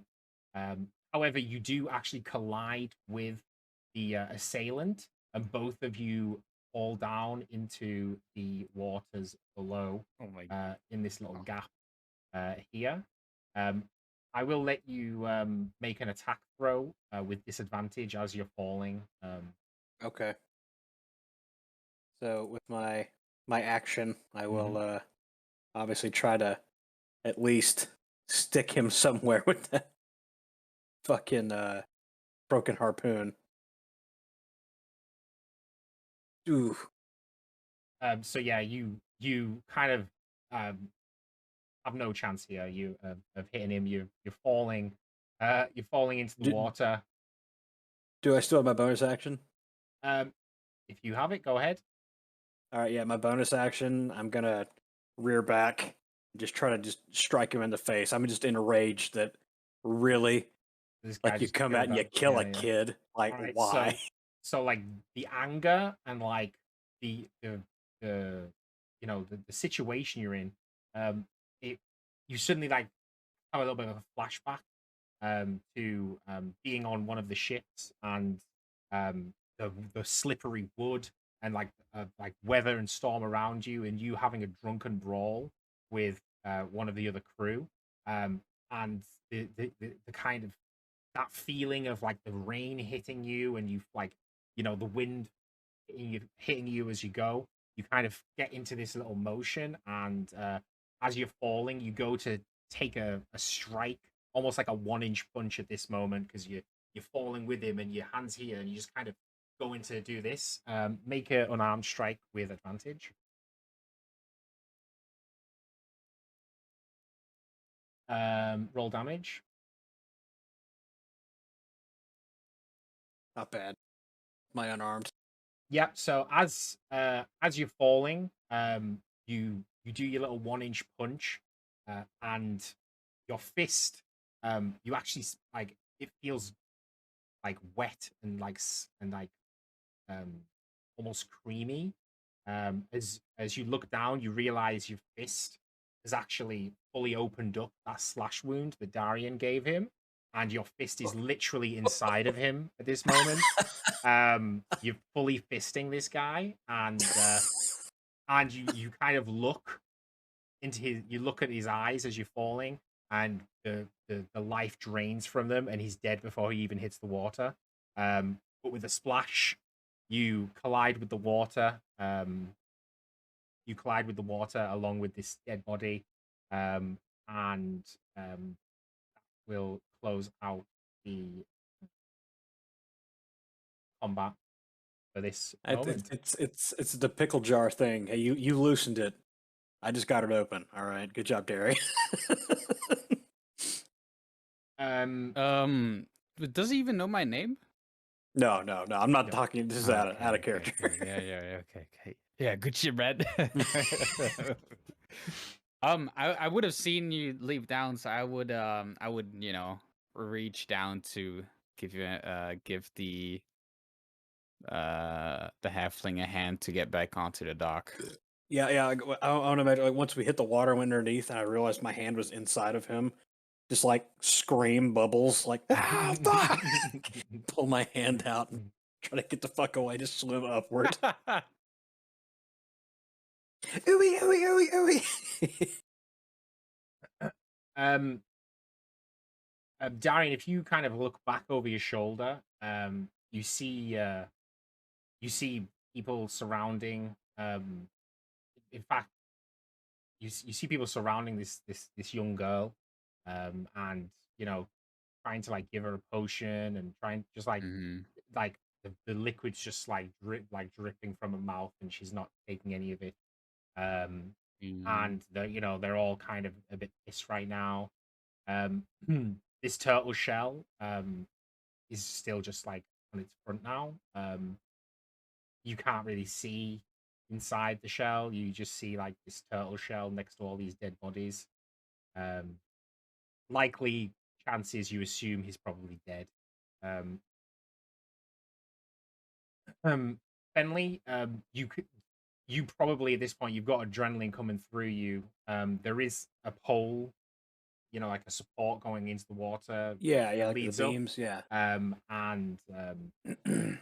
You could climb that to get to the top. Clamber. Mhm. All right. Yeah, I have like in the back of my head, I wanna dive back down, try to see what the fuck this guy's about. But Is it that deep? At the dock cell itself? I'd Or does imagine it it's have like a a beach drop that off goes at least. all the way Straight, down? I mean, it's pretty deep. I'd imagine though. at least 8 feet, right? Or Okay, so it's I mean, 2 like to 3 straight, meters. straight down. Can I try and I'm gonna climb up. I wanted kind of to, want but I'm going to I kind of shake want to that grab off. the body because I don't want to. Yeah, I kind of want to grab the body and bring it back up. Well, you'd have much more luck than I would hauling a body out of the water. So I am going to climb Yeah, back 'cause up that support beam. Get out. How big was the guy? It was just a Was human. it It was just a human. just a human? Like 6 feet? Probably a bit shorter, but is a short king, Bit maybe like shorter, 5'7". 5'5". Mm. Okay. All right. As this is going I on, mean, I would. you kind of hear of the vibration-y footsteps of this lizard man get like walking towards you guys. He like looks down and sees the stout halfling kind of clambering up, and lets out like and then takes a knee, grabs the halfling before he can even get up, and then just throws him onto the dock. And then like looks to Darian. Does he catch your eye? Yes. He looks to you and just like shakes his head, as if he like knows what your intentions are, because you were kind of looking down. He just shakes his head at you. Okay. I'm going to be sitting on the just on the dock, just. All right. Yeah. I'll Just give me a little I'll pat give in the like a look leg. of acknowledgement, and then I'll try and grab the body. As you kind of Yeah. you kind of lean to try and go into the water, the lizard reaches out and grabs you by the scruff of your neck, and then again shakes his head at you and then like shoves you back away from the edge. Oh, he doesn't. Okay, he's just happy that I killed the guy. Okay, cool.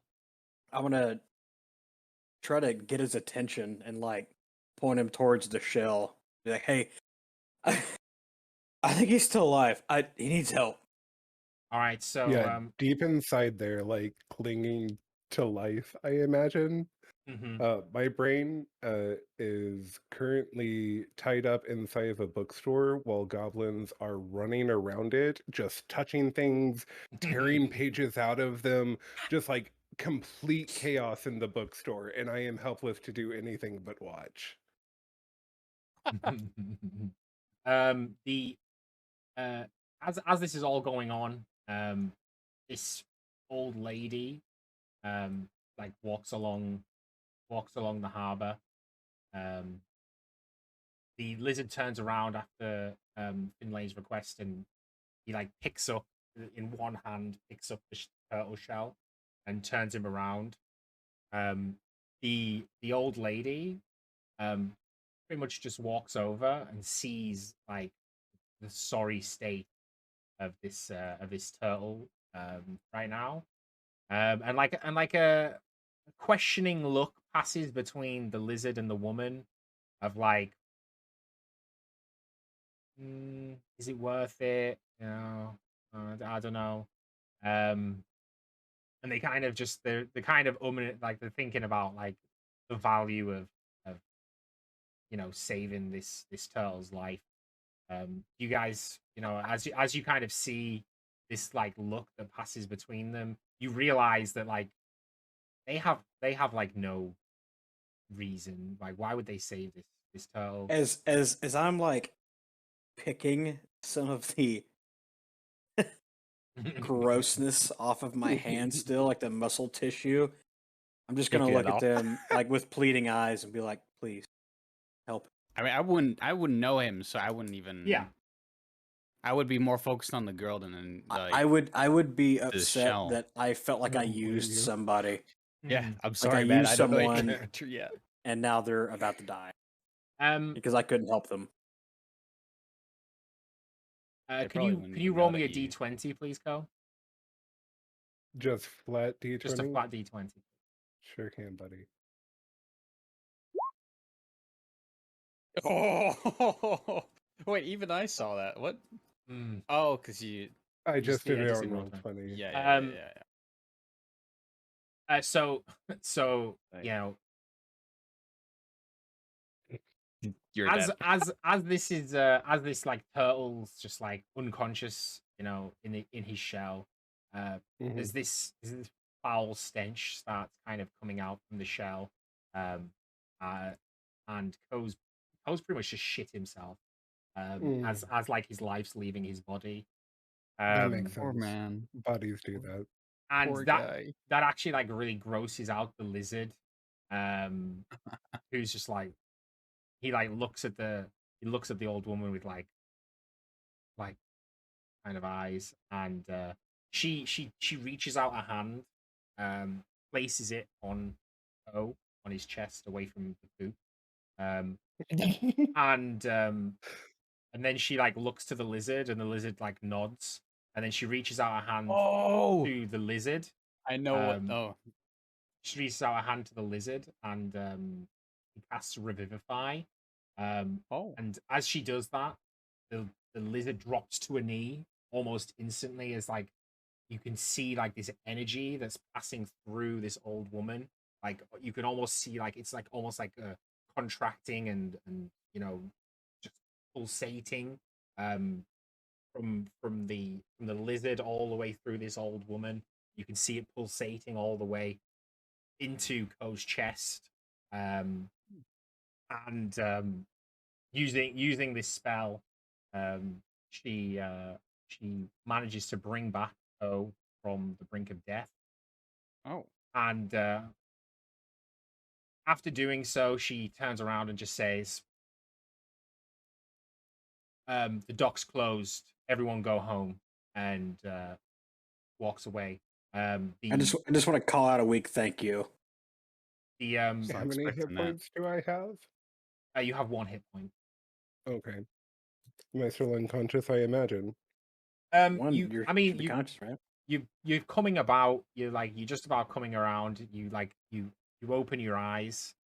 You open your eyes to like this lizard grimacing, and you see like this old woman like shouting above you and just like pointing a finger, and then she takes the lizard's hand, and then that he kind of starts hobbling, and they head their way towards the big main tavern, and off the docks. While so this, I start like kind of coming out of my shell a bit, and I'm just like, no more goblins, please keep your goblins on a leash. Off record, I was expecting them to take the life of Ko and give it to the little girl. That's what I was expecting. Like euthanated. Yeah. That's really what I was expecting. And have a lot of life left to give, so... Well, true, but like, why save a random fucking turtle and not the little girl that's probably been there longer than you? You know what I mean? I guess they liked me. Honestly, that hit sounded like a super crit. So I don't think she was coming back.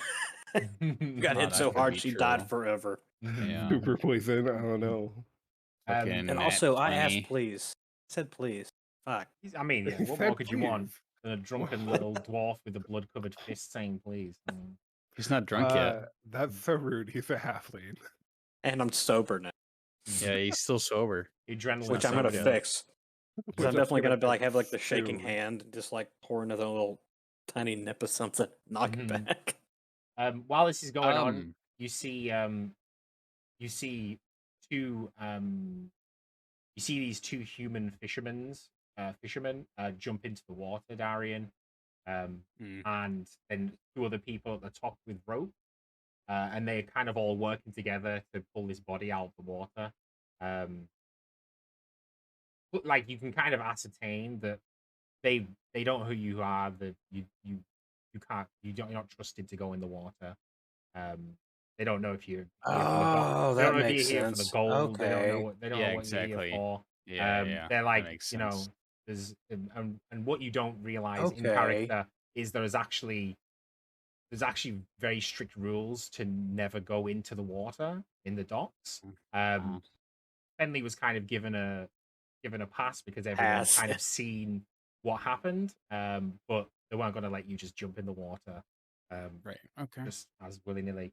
But these port workers obviously they have missions and they're allowed to do, and they know what their jobs are to do. Right. So they're kind of like pulling this body from the water. If you kind of able to look, he looks like he looks like human, and he looks, you know, dark skinned, and he's not wearing any, you know, specific sigils, anything like that. He just looks like somebody who's maybe a mercenary, been hired for some reason or other.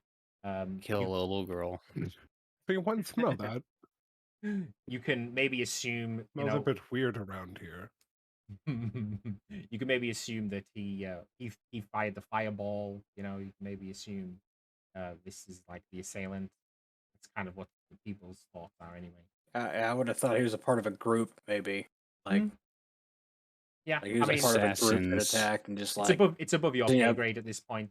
The body's already being hauled off, and as this goes on, more people running around the docks, and they start looking over everyone and passing out potions of healing to whoever looks injured. It seems like they've got an abundance of these potions anyway. So obviously, at this point, someone's like takes pity on you, passes you a potion to drink. Thank God. Fenley, so like this, you know, fisherman with this fisherman with like a trident. He's like kind of like smiling at you, like giving you a nod, and he passes you a wet rag, kind of clean your hand, and a potion. And Darian, somebody looks at you and sees that you seem like you know, you're all right. Look at your leg a little bit, like, this leg's okay. That's no problem. And while all this is going on, there's people just working, just like non-stop working. There's people taking away these dead bodies. People have already started rebuilding at this point. Like there's just zero chill. Planks are being placed down. Old burning planks are being ripped up. Just effective, like we've been attacked before. We're planks are being everything placed down. Okay. And the show must go on. The walkway here is almost half redone. The building here is being kind of ripped out. The walls and the damaged roof are being ripped out here. Life seems to be going on. What would you guys like to do? So while the body was still being dragged up and stuff, I would see that they're dealing with it, so I'd be like, okay, fine.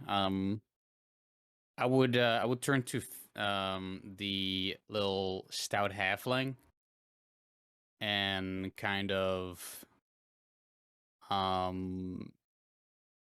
be like,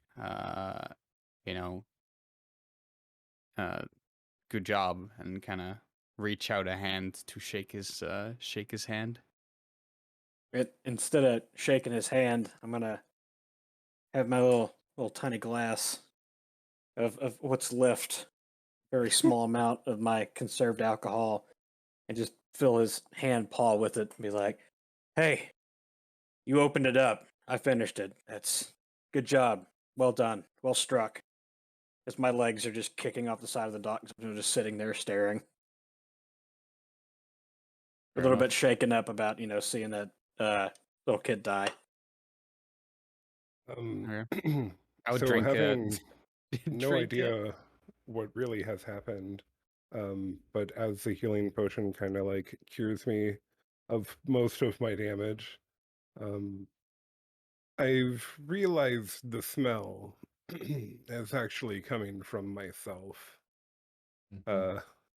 We've all been I'm there. yeah, I'm going to kind of stagger around the town and attempt to find a place where I can clean myself up, perhaps just like a puddle out back somewhere that I can just kind of whatever, I Um, don't know what there is around.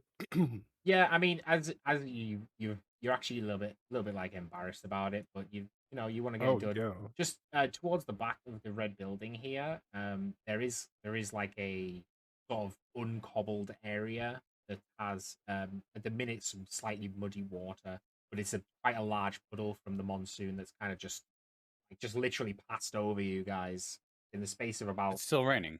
it's still No. drizzling, but it's not monsooning anymore. So it was literally like monsooning for a moment, which seemed kind of normal. But yeah, there's a quite a large puddle at the back of this building. If you kind of wanted to go and tend to your Oh, smelly. 100%. Yeah.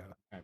That is my attempt. I'm gonna kind of like try and sneak my way around the corner so no one is like, oh, there goes the poopy man. Old, But old I don't Dukes think I'm too McGee. great at stealth anyway, so it's just kind of like, Real kind of quick, like, DM. Can I'm sitting okay as far as health goes. Would it have been insulting for me to just take the healing potion and just put it like in my pocket? Nobody cares. Nobody's look. Just Nobody's. held on to it. All right, I'm just gonna do that then. Yeah. No. my Nobody's really little. interesting. Um. As you like go and put that in your pocket, you and Darian are kind of just sitting on the sitting on this thing. People are bustling around you again, and they're kind of getting annoyed, like you're in the way. Okay. While they're all like literally grafting, rebuilding this I wouldn't be thing. sitting down. I would still be standing up. I would like, because after he like gave me that drink and stuff, Mhm. I would have wiped off the blood of my katana, sealed it back, on the back, um, uh, of my of my back, and then I would probably be like, um, have you uh have you been here for a while? Just kind of ask him. Because at that, like, before that, I hadn't really noticed him. You know what I mean? So Hmm. I've been here for less than 24 hours. I don't know what's going on. I do feel like we need to get the hell out of the way though. I'm gonna try to push myself up and just step backwards away from the dock, back up a little bit past the building. Are you gonna go with him, Darian, or are you just gonna stay on the dock? yeah, I'll walk with him, and as we start walking, I'll be like, Oh no.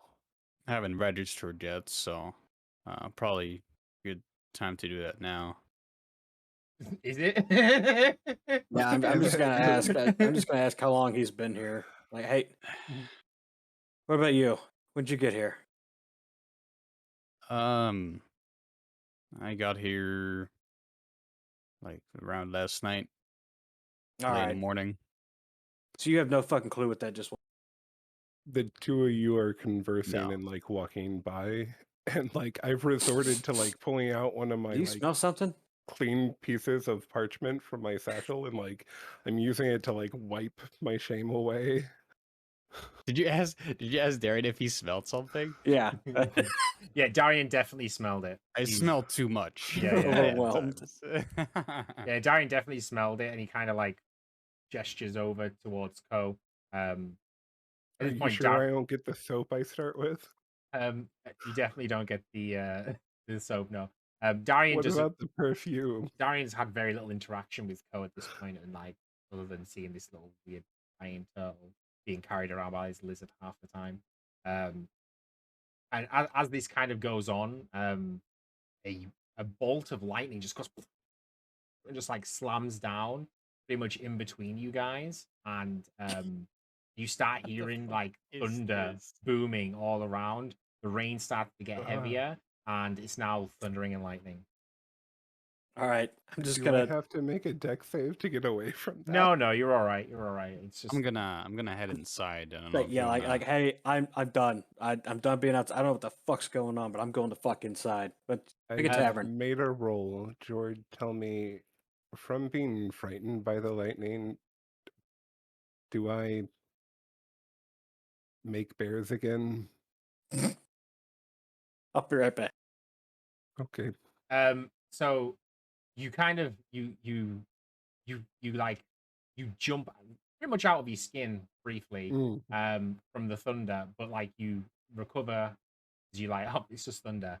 Okay. But then another two large thunderbolts flash down into the ground around you, and and you just immediately like retract into your shell and just literally it just like your shell's just like spinning on the ground as face in the mud. Yeah, just face in the mud and in the poopy mud where you just cleaned yourself off in.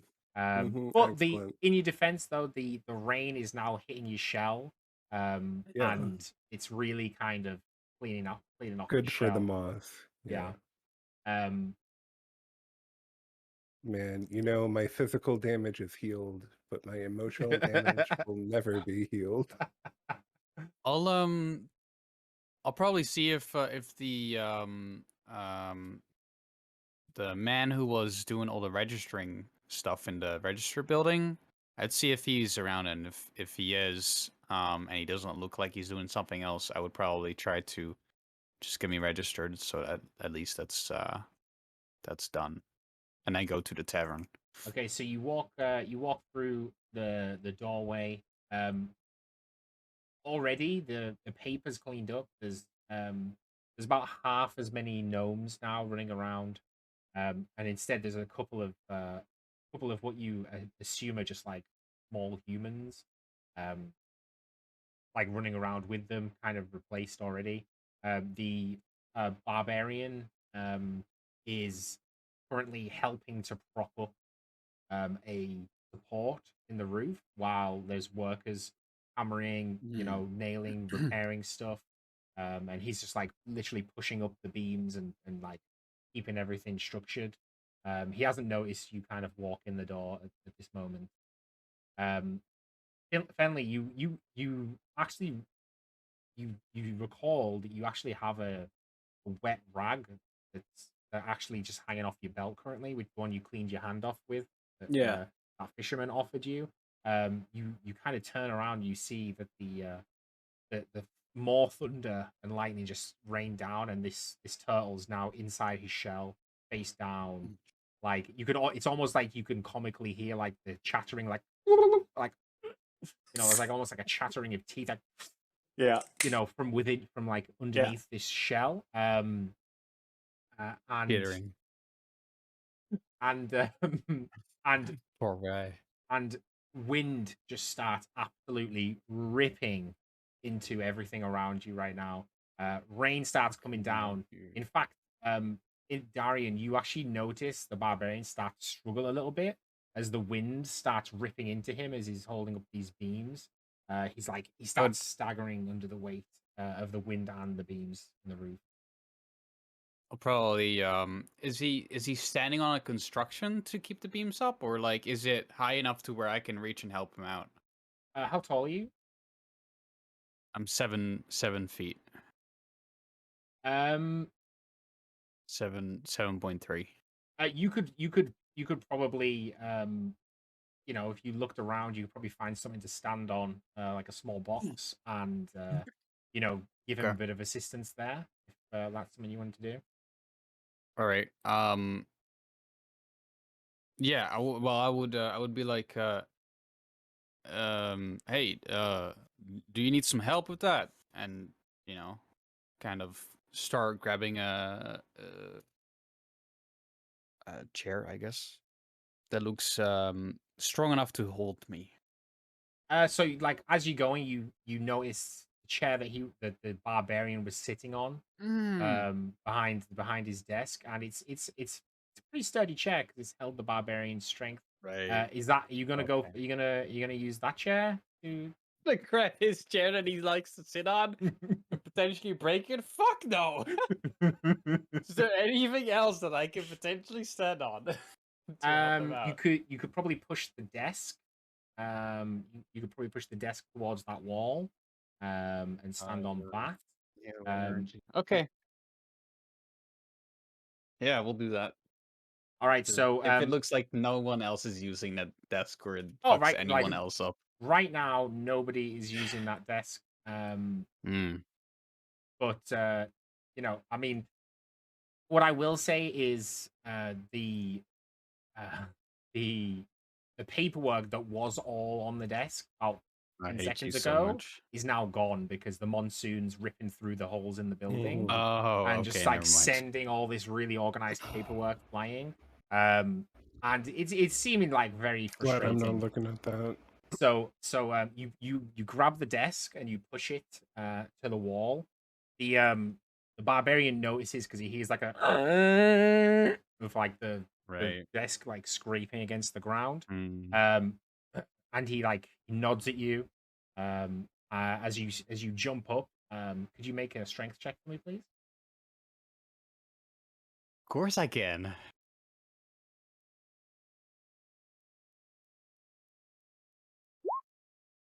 Lovely. So you get yourself in. You prop the support up under your shoulder, and you actually like lift it up so much that the barbarian's like no longer holding any of the roof. And he kind of looks, you kind of taken back a little bit. He's like, oh, and like he's able to readjust himself and then prop his shoulder underneath it, and then he shouts to the workers and like, hurry up and get this done. So they start hammering in double time. They get it all propped in, and then you see like this like tarpaulin kind of stuff just get placed all the way around the building on the roof. Just covers all the holes. And he nods at you and then like gets his shoulder out from underneath the beam and then while that's going on, can I go over to Ko and just sort of like peek into the shell again, like just sort of shocked but slightly, amused that he's still alive and they did actually break him back. Knock on it. Yeah, You home? and just tell him like, hey, it's like, a lot poke your head safer out. inside a building. So let's move. Let's go in there right now. You say that. The last time I went into a building, it exploded. What are the chances it's going to happen twice? We should move. Yes, drama. Where are the odds it happened once? I never Enough that it think did. about that. Let's go. We need to get inside. And I like stand and I try and like scrape off what kind of like mud and filth I can. I imagine I'm still covered. I'm just gonna say, also clean yourself the fuck up, and I'm gonna throw him that rag. And just walk. wet rag right to the face. I'm gonna walk into the building. Yeah, with the wind catches it and just slaps. Yeah. I'm gonna walk into the building that Darius, sorry, has walked into. You're right. You were right. Darian. You were right the first time. You know what's really funny? I went to say Darius first, and then Darian came out. I'm like, I'll flip flop. It'll be fine. Didn't matter. So it's actually really like you guys are really struggling to like hear each other. The monsoon is like literally smashing. It does help out Ko getting clean because the wind and the rain is hitting him so hard. Unfortunately, flying everywhere. Unfortunately, the wind is hitting Ko's shell so much that it's actually acting like almost like a sail. like a parasail. Like it's hitting his shell. And he's being pushed. He's currently actually being pushed like back here towards like an alleyway because he can't keep against the strength of the monsoon this moment. Did you already run off, Finley? I was hoping to walk off whilst he was behind me, but if I noticed that, I will try to give him some assistance. I think you kind of hear him going. Ooh, I can't hear him. Yeah. I do hear him. I grabbed the cloth from my face and yeah, I'm starting to get like pushed back and I'm like trying to grab my footing in like the wet mud and I reach out my hand and I speak in Draconic, pull, and I like send a mage hand over to the door, and it's just like making a like waving hand to the Okay, people inside. I would have seen that. This blue hand I will. is kind of like grasping around the wall here at this point, and like you can see like these big blue fingers as you're Well, like. it's like spectral green, Oh, is it a and green it's one? like Okay. 3 fingers and a thumb, and they're all clawed. So it's a very strange hand, and it's just like like waving and pointing. What the fuck is that? All right, I will flip around and just be screaming and with all the wind whipping around, and then the comedic duo of a halfling and a portal. I'm gonna try to grab him and start pulling him in the direction back to the nearest building. Yeah, so the nearest building is the red building. Then we're going there. As you kind of make your way into the door, you see like Darian and this barbarian, the back wall. Oh, I didn't mean to do that. Darian's just about climbing off the desk that he was stood on at that minute. There's actually there's some like scratch marks where Darian's. Do you wear shoes or do you just have bare foot? No. Yeah, so like Perfect. your claws were like dug into this desk and made some scratch marks. But the barbarian doesn't seem too fussed. He with one hand he just as you get off it, he just pushes the desk back to where it was. And then like clicks his fingers. Oh, sorry about that. It happens. Crazy day, eh? Crazy day.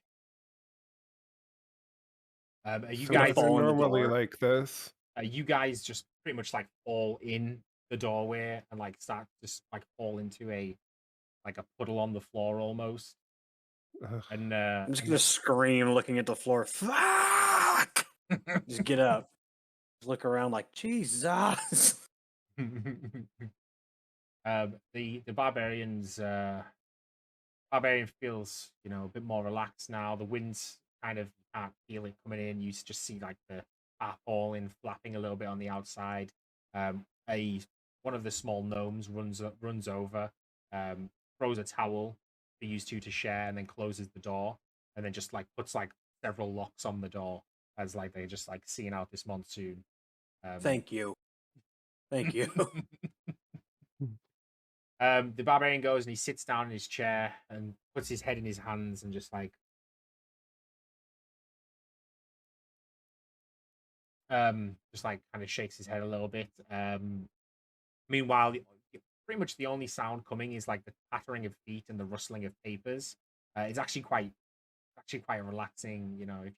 If you had the moment to kind of relax, the sound of just like rustling papers and the floor is pretty much covered in paper, unfortunately, because the wind ripped through. But these half a dozen gnomes and a couple of small humans are making quick work of cleaning it up. I'm gonna sit there, just like catching my breath a little bit, just staring, like sitting up against the wall. And I glance over at the big burly barbarian as he's just staring down, and a little quip of like, so this is where we register for work, right? He kind of his body like tenses up a little bit, and he just like stops dead, and then he like relaxes. He lifts his head up and goes, "Well, I suppose we've got a few openings," and then like gestures you all to come to the desk. Yes. Front of the line, baby. Heck yeah. As you can, are you all going to make your way over to the desk? Yeah. I would have already been there basically, because I think I'm gonna be a bit tailing behind, and I'm kind of gonna like try and poke the halfling in the side, and just be like, "Thank you," and like pass the cloth back to him now that I'm essentially been blown clean. I'm just gonna, no problem. As one of the gnomes runs by, I'm just gonna like slide a hand, like lay it on their shoulder, and let them carry it off while they're just scattering around. So I don't have to touch it anymore. Almost like knowing what you're trying to do, like somebody's already come and they've grabbed it, like they're just like working super fast, running around, papers here, grab this, just shove it into like a little bag and running around. There's water everywhere as well, so they're It's gonna jump back they're as like it was so efficiently taken away. Like, they're constantly okay. at the minute they're like drying like all these different parts of the building, and yeah, making sure that it's you moving your camera permanently to there, Kilo? No. Good. Yeah, real quick. Yeah, so they're just like working in the background. The barbarian lets out like a big sigh and then like looks at his desk bewildered, like, "Where's my paperwork?" And he like starts looking around and he goes, "Where's Pip?" To one of the gnomes, and this gnome just turns around and goes, "Dead," and then just runs off. And then he's like. And then he looks around again and he notices one of the gnomes up on the second floor and he like whistles and the gnome like looks, runs down and goes, "You're Pip now." And then you just notice this gnome's just been given a promotion pretty much. Like that's what you realize. I'm just from the background, like giving him a thumbs up, like job.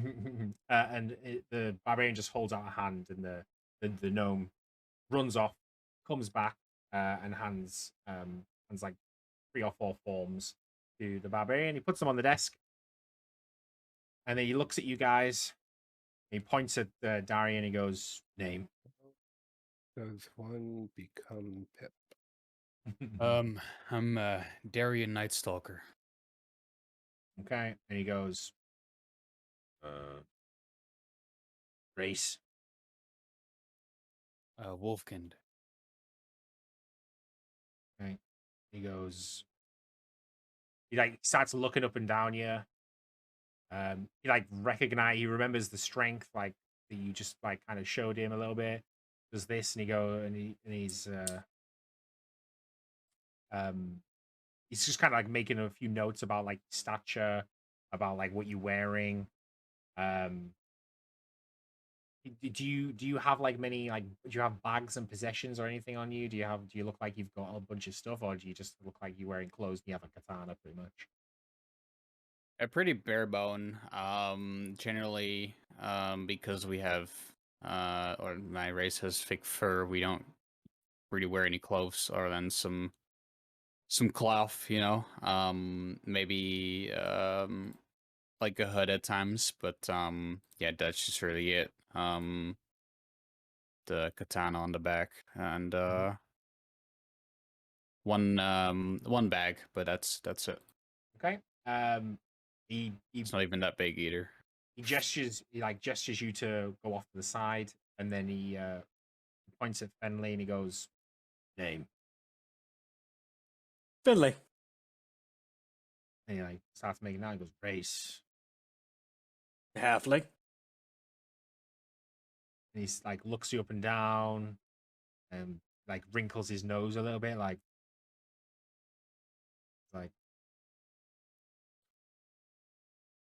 and then points you to the side as well, and then he looks at the turtle and he's like his eyes at this point are just like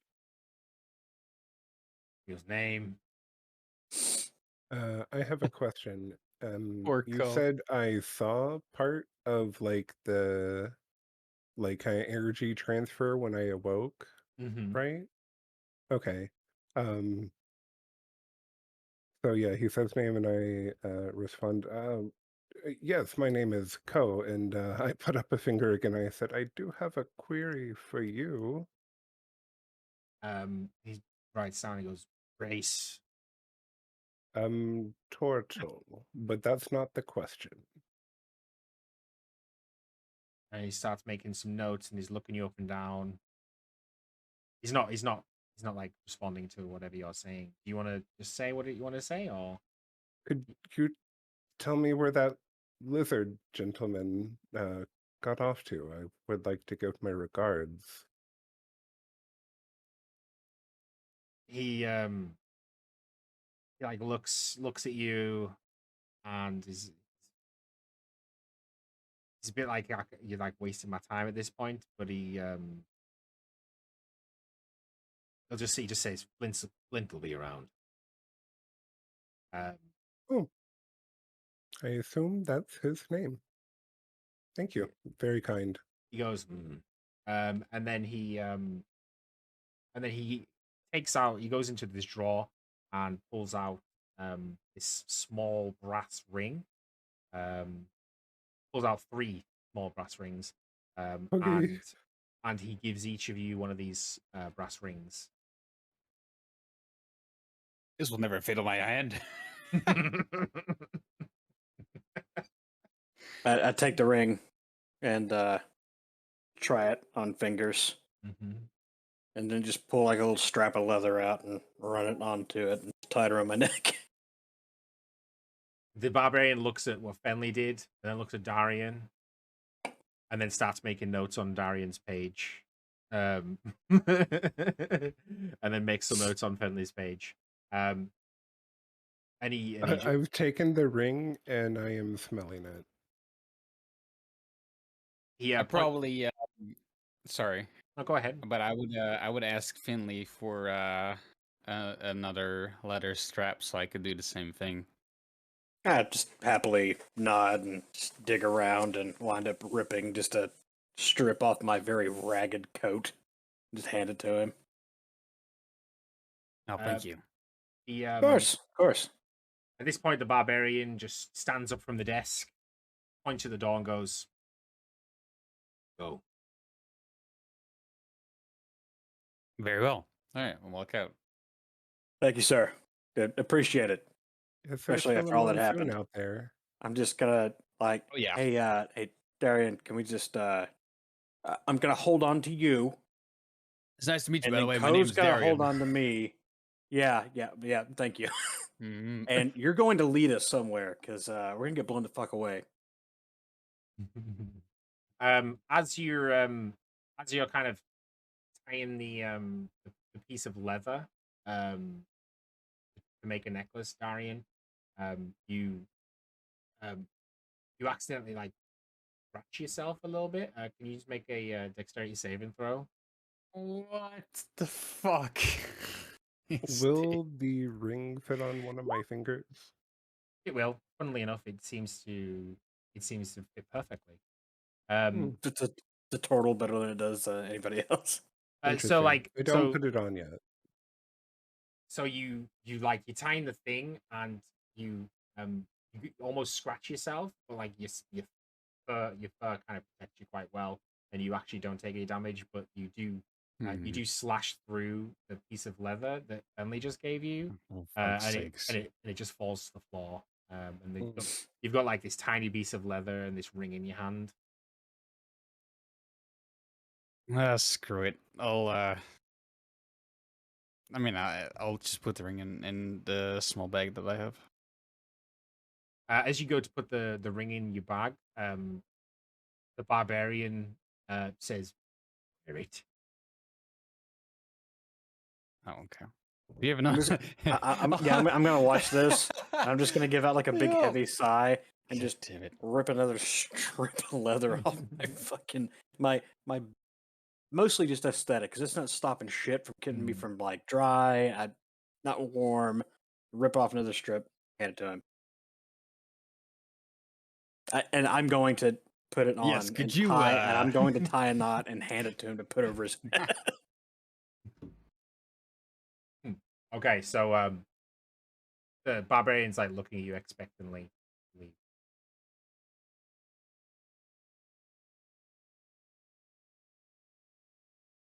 Okay, bye. Yeah, I mean, I put the necklace, I guess, at that point around my neck, and I would be wearing the ring, and then we'd walk out. As you head kind to the tavern. Yeah, as you kind of walk into the door, you don't realize, Darian, but when you lifted that beam before, it actually reopened the wound on your leg, and like ripped your flesh and you take 3 So points of much. damage. Fuck you, dude. Oh my. Fuck you. You take 3 points of damage, and Bentley and Co. Yeah. Like they see you kind of like, you know, and then like the rag which is around your leg like starts turning a bit red, from like blood kind of coming out. You all right? You doing okay? I'm How you fine. feeling? Let's just get to the Once again. fucking tavern at this point. Okay. Okay, you gotta lead the way. You're like an anchor right now. Sure. He's a sail, and I'm just sort of this weak chain in Hey, between. who the fuck so, is this turtle, anyways? Yeah, I'm trying to figure that out too. But who you are, who we are. Lovely. A little Alright, bit of both. to the Both. tavern we go. All right, so if you guys want to move your characters in the direction you're going to be going towards the tavern, so you I'm can. like, we can go. We can't go to that one though. I right? believe you can I think we're hold left. playing You follow can, the you leader. can hold left alt. We can't go guys. to that one? You can hold left alt, and you can move to like, a Oh. specific part. It's not just the top corner. That's way useful. Can we not go to the big tavern? I actually knew It's that. for you. So, I mean, what are you Yeah, doing? evil. You know Why what? couldn't we? Yeah, let's go to that one. Let's try it. Yeah, I'm gonna try it. I don't All know right, this I'm just place. following. I'm just following. Yeah. Before I go in, I'll look around to see if there's any sign about any rules about who can enter this fucking tavern. Because who So the fuck knows? that's true. Okay. So as you're Yeah, making your way yeah. to the door, Mm-hmm. you're kind of in like this little conga line. I don't know, Finlay, are you holding on to Darian's tail, or like is that a piece of Yeah, I'm like cloth- behind cloth, or- Darian. Don't touch like, my tail, holding- motherfucker! I'm holding on to whatever I can, Yeah. and then He would I'm hold your assuming tail. Co's holding yeah. on to me. I Oh would yeah, I'm just like I corral that don't know why motherfucker. I'm with these people, but Mhm. You don't have a piece of rope or interesting at something? least. As you kind of make your way to the doorway, there's just like there's a chair out the front, and sitting on this chair is this pretty large. I think you would almost like, it almost looks like he's made of rock. Like it looks like it's like made of stone. And he's just sitting on this chair, like this monsoon's coming down, and he's just like unbothered by this monsoon. He's just not moving at all. Unbothered by this. He's dead. Unbothered by this at this point in time.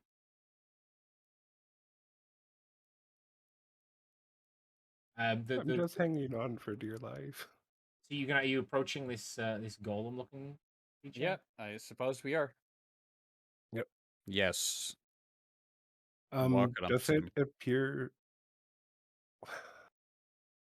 Does it appear strange? Like, I mean, it is a rock person, but like, does it appear like? Is it sitting perfectly still? I guess, or No, it's like scratching his neck. Alive, It's right? like- Yeah, like- exactly. It's almost like, Okay. yeah, scratching his neck and just like looking around. As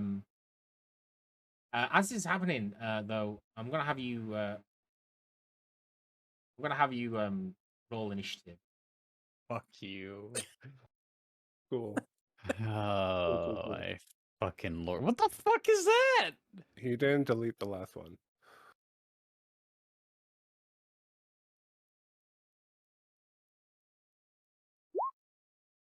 Ooh. What are these? Go ahead, you gotta delete the last initiative thing. Oh, sorry. No worries. There we go. But I rolled so good. There we go. Yeah, click again. Try again, guys. Let's go. Oh, bollocks. Yeah, All right. much better. Pretty accurate for me. Right on par. I didn't click on my fucking character. I I rolled 2 20s. I definitely won't do that again. Didn't at all. Oh, I wasn't too bad. 19.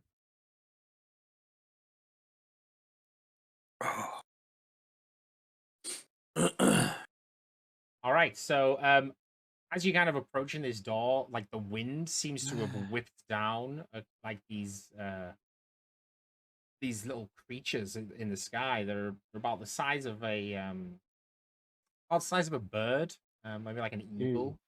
the size of an eagle from what you're looking at, and it kind of looks like they've come down from the forest area, like carried by the wind, and they're just like, Would I know these creatures? oh yeah, you'll know these. These are flying snakes. Oh, They lovely. they're looking pretty pissed off, like they've been Are they indigenous creatures to the area? yeah, they're indigenous. They're in the pretty much in most forest areas. Okay. So you may have seen some. I don't think you've fought any. Generally, if you leave them alone, they'll leave you alone. But right now, they're very pissed. So Ah, these a snack. so these creatures like fly down, and they're just like they're trying to like latch on to you guys with their Oh, so they're claws, immediately aggressive. with your claws and teeth, because they just want to stop getting flung around by the wind at the minute.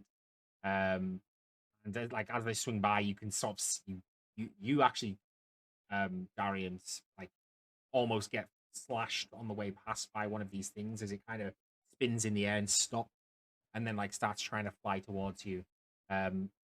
Finley, you're up. So these things were immediately aggressive, I mean, you could intentionally or attack me. unintentionally. Like they are attacking, correct? you could assume that they look like they're attacking. They're Okay, and the they're not- golem, not the golem, the rock person is nearby. yeah, he's just sitting.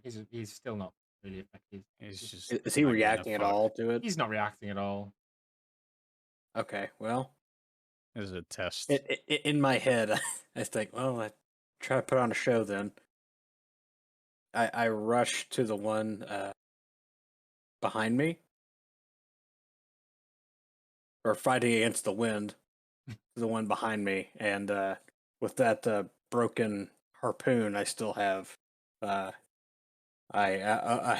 hope it holds up better than last time. The luck's a little bit better, and strike out at this miserable fucking skyworm. Yeah, make an attack. Oh, What'd you rolled.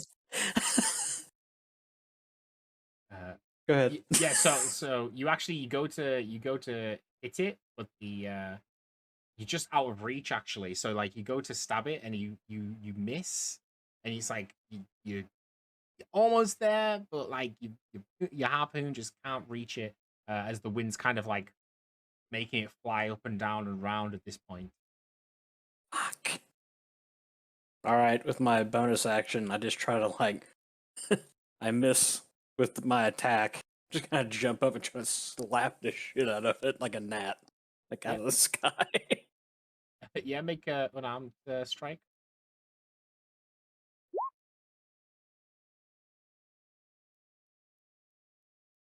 And with that one, you end up like getting caught with the wind and spin around almost like a pirouette. So you go with the harpoon and it misses, and then you try with the fist and it just like you spin around almost like a spinning top. Fucking storms. And yeah, you're unable to hit the creature at this All point. right, when I land, I'm just gonna try to stick the harpoon into the ground so I get fucking blown away and just glare at this annoying piece of shit in the sky. Darian? I'm going to, like, the moment that he flew by, I would have known that he was being aggressive. I would pull out my katana and slice, trying to hit it right through the ear to get one of the wings. Yeah, make a katana attack. Lovely. Roll for damage.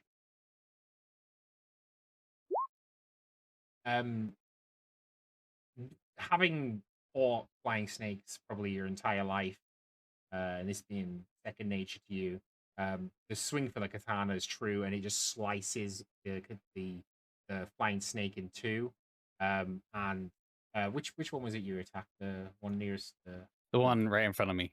Yeah. So this flying snake pretty much peels in two, and as it does, it just gets caught by the wind and just like flies in this direction here, flatting Ko in the face, and then like flying away. This Just not my day today. dead body. All sorts of filth. I forgot I had a. Oh, it's huge again. I have a dope ass bonus action. Do you want to use that or? No, I don't need to. So very good. I mean, no, it's fine. Okay. Well, how far is the other snake? The other snake's probably about 15 feet away from you at this point. 15 feet. All right. Could I turn around and toss a hand axe at it? Yeah. Is that a bonus action? Do you have a bonus action for that? Yeah. Or... Yeah, go. Yeah, go for it. Wait, is it? Wait, no, it isn't. Sorry, No. my bad. No. Okay. Read it no wrong. problem. Yep. Sorry. No problem. Let me see. No, you're good. That's my turn. All right. The flying snake here, that you just missed twice. Finley sees like the opportunity here to get. Wait, actually, sorry. Too late. Moving on. Yeah, no, I know, but just for reference for next time. Mm-hmm. It says here you can use a bonus action to attack with a different light melee weapon. Does that mean that I can also throw it, or can I? Yeah. Is it just like a? Yeah, that's fine. Okay. Throwing Just for next time. an attack. Action, Yeah. Okay. All right, no worries. No problem. This little cretin is just gonna try and sink its teeth into you. Into Henley. Beautifully. Does a 9 hit? Would assume not Henley. Oh, he's gone. Hello, he's here. He's muted. Not even fucking close. Sorry, I've been talking. Okay. Yeah, no problem. Yeah, so he goes to try and attack, and he's literally just. It's almost like that leather that you were talking about, just kind of knocked its teeth even, and he's just like really pissed at this point. But he's unable to do anything further. It just shreds some potential more necklaces. I'm like, oh, that's fucking fine. Ko, you've just been like splattered with the guts of one of these flying snakes. And you turn around. And that's just been my whole day too. You see Fenley, like you see this little flying snake trying to bite Fenley. What would you like to do? Yeah, I wipe the guts, what I can, from my face, and I'm muttering to myself, and my language starts switching from a kind of guttural Dragonic to a very precise and pronounced Elvish as I reach into my bag and pull out what once used to be a white book that is covered in just all sorts of filth at this point. And I draw a horizontal path in front of my body, and I say something in Elvish, as glowing purple and pink darts of magical energy form where my finger had arced in front of me, and I magic missile the shit out of this guy. These missiles just like fly forth, and obviously at this point it's like they fly true. They pierce through the flying snake, and it just stops and then lifelessly just drops to the ground dead. And then starts like blowing away in this direction. I'm just gonna laugh at it as it blows away and just give like a fucking thumbs up to go behind me. And that is. I think I like mirror your thumbs up. And I'm like looking at my strange like hand doing it. Like, what does this even mean? I'm gonna grimace a little bit, the weird way you're doing it, and just turn away to look at the next one. Yeah, fair. The wind's still blowing, and almost like nothing's happened. Like this small looks like a small boy, like runs up with like a bin bag and a little brush and just starts brushing up the dead bodies of these flying snakes, and then just runs past you guys, like on this way, like just I'm just going to shrug because everything terrible has been happening today and be like, I don't know, at least that was fucking funny. Re-engage with the next. Or is it over? Killed it? Yeah, we killed both. dead. Oh, okay. Oh, I still saw them on the map. They're gone. Okay. So yeah, the stone man's just still sitting there. He's like nothing's happened. Okay. I would start walking towards the entrance of the tavern. Yeah, I'm gonna like let the wind sort of guide me. I assume it's blowing that direction and just go into the little overhang with the stone man. As you sort of step towards the door, the stone man notices you guys, which he literally just didn't notice you fighting and doing all this. And he like almost like an old man stands up, and then just points his finger.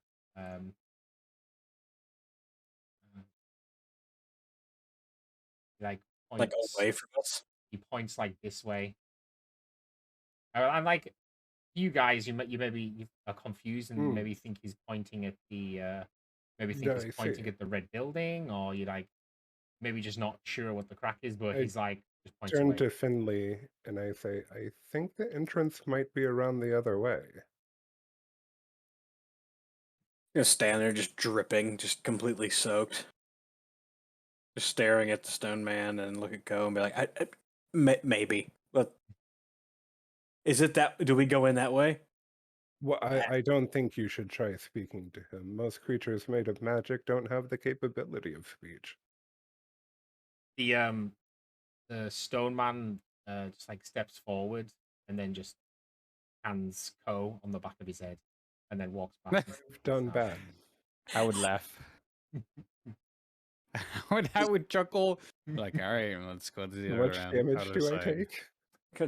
He's not trying to kill you. He's just letting you know he's pissed off. You know, you I feel meant no offense. You feel like I think you should be able to speak. I'm assuming he's not a golem then. He's something else. I like kind of lower my neck halfway into my shell. I'm like, I didn't. And speak again. Excuse me, sir. Sorry. Do you mean the entrance is over there? Of course, I'm screaming this because the wind's still whipping, I guess. You mean the entrance is that way, and point the direction he was pointing? He like shakes his head and he pulls back like this piece of wood so you can sort of see in the window, and like inside you just see like all these like pretty much like the best of the city.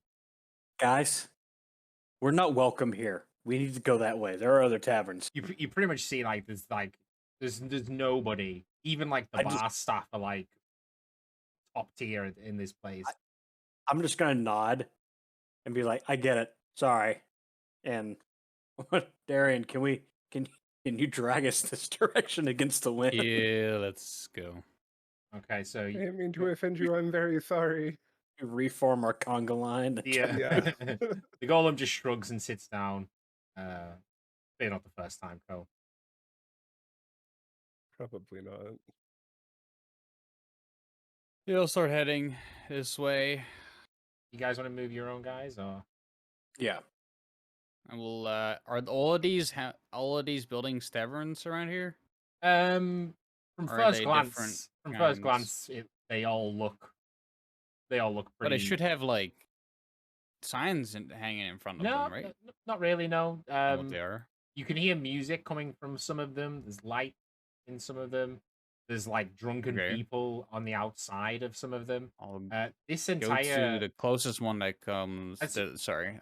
Yeah, as you walk in, you pretty much see like this courtyard, and even though the weather's absolutely atrocious, it's just full of drunk people and people like on benches, people sitting If down. we just get in the courtyard, the wind will stop because we sort of have a barrier, Yeah, like a yeah, giant. yeah. The wind's not so bad. There's still rain and like there's little bits covered over. There's like little bits with like overhang on the taverns. There's pretty much all of the outsides of most of the taverns. I'll probably go to one of the bigger taverns where music is coming from. As you walk in, you feel like probably the busiest one is definitely the one behind you. And in lieu of that, you actually see these pretty much this top side here is way louder and there's way more action than the bottom side. I want to find the loudest one. Like now that I don't have to hang on to people to not be blown off into oblivion. I'll probably go to this one right here. As you walk up, you see it. It kind of looks like this is actually like a conjoined tavern. So this is two taverns. So two for the price of one. So there's two entrances. There's one on the left, one on the right. Which of these would you like to go in? Do they look any different from each other? Pretty much look identical. Okay, I'll go to the left one. All right, you head in towards. Yeah, I'm following my new friend. As you walk up to the entrance, there's a like a human guy picking his teeth in the doorway. He looks like he looks like he could probably fight. And he looks you guys up and down, and then like gives a little chuckle, and then he points over the street and says, "You guys might be a little bit better over there." And just points like over the street, like this way. I'm done. I'm done being in the rain and wandering around. I want a drink. I'm gonna sit down. So I'm gonna say, you know what? I think we're gonna do just fucking great in here, actually. So and just start to walk past him. As you do that, he very very quickly, like almost like lightning, he grabs your belt, spins you around, and kicks you in the ass, and you go flying into like a little puddle out on the out onto the cobbles here.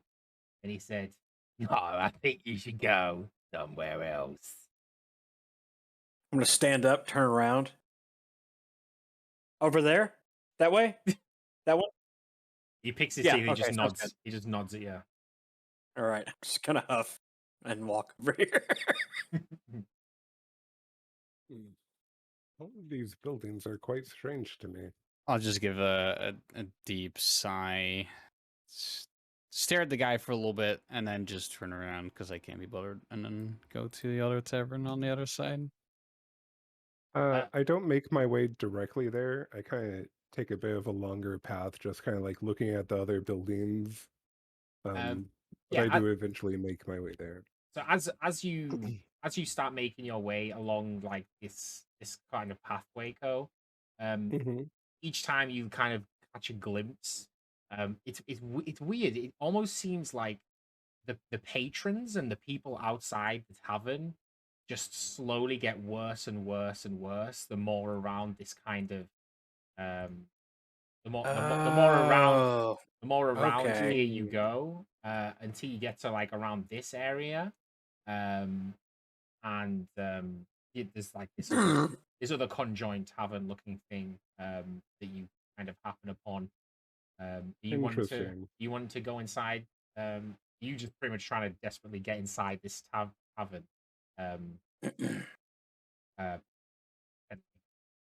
If no one's stopping me, I'm walking into that tavern. Yeah, you go to walk in the tavern, and there's actually nobody in the door of this one, and you head inside, and you find yourself. You banana ram at me. There we go. Running through the window. Oh, we've all tried to move it at the same time. You find yourself in a. You find yourself here. Ooh. Oh my god, pixelized. Zoom out. Fucking great. You find yourself in this tavern. It is much less busy than the other ones that you've kind of seen. And you yeah, it's dry and it's warm. There's a couple of punters. You can hear some people upstairs. You can hear a bit of like talking and like a little bit of laughing here and there. And you see somebody at It's really the bad bar. quality for me. It's a shitty bar, okay? Is it actually So like where are they? if you zoom Let's out, is see it not better? No, better. it's still quite blurry for me, but That's good. maybe it's because I have a massive screen. Oh, wow. Humble brag much? You know, well, you got like a 20 million quality. 32-inch. That's a big donger. 4K. Curved. Yeah. We get it. You play Minecraft. It's cool. Oh, shit? Yeah, bro, Minecraft. That's a whole human. Oh, that's a big bitch. That's awesome. She's Well a done, tall George. motherfucker. What the fuck? It's a tall drink of something. All right, so as you walk into the tavern, She's like, Sim? holy shit. Habada. as you walk into the tavern, there's a medium human-looking lady. She has a very long sword. Looks like it could be a rapier and a green cloak. You kind of see her rushing around the tables and just quietly like passing drinks to the few patrons that are in there. You can probably assume at this point that she's probably the bar wench. She's I'm gonna what? grab Sorry? like Bar wench? She's the boss? Is that what you said? bar wench, Oh, bar wench. Okay. barmaid. Yeah, I know, I get you. Okay. I'm gonna grab like the first open seat at a pretty clear table and just sit down. Yep, there's definitely a seat.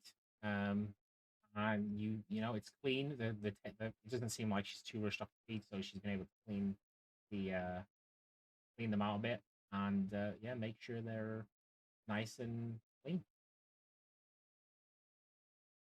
Gonna Is lean there my like a bench? harpoon against the table. Harpoon. The harpoon I was fucking carrying, Your that broken weapon I had. Oh, just yeah, drop yeah, it yeah, like yeah. a piece of garbage against the table. I think I situate myself next to Finley. And in my one hand, I'm holding the brass ring that was given to us. And my other hand, I reach up and I grab a necklace that I'm wearing around my neck. And I actually whisper in Dragonic something quite quietly to the necklace. And I start casting the Identify spell as a ritual. All right, so as Darian, what about you? What are you interested in doing here? Is there a bench or something? Can these Um, chairs not break as I sit on them? I mean, are you gonna attempt Okay, to sit in one? I'm gonna, yeah. Well,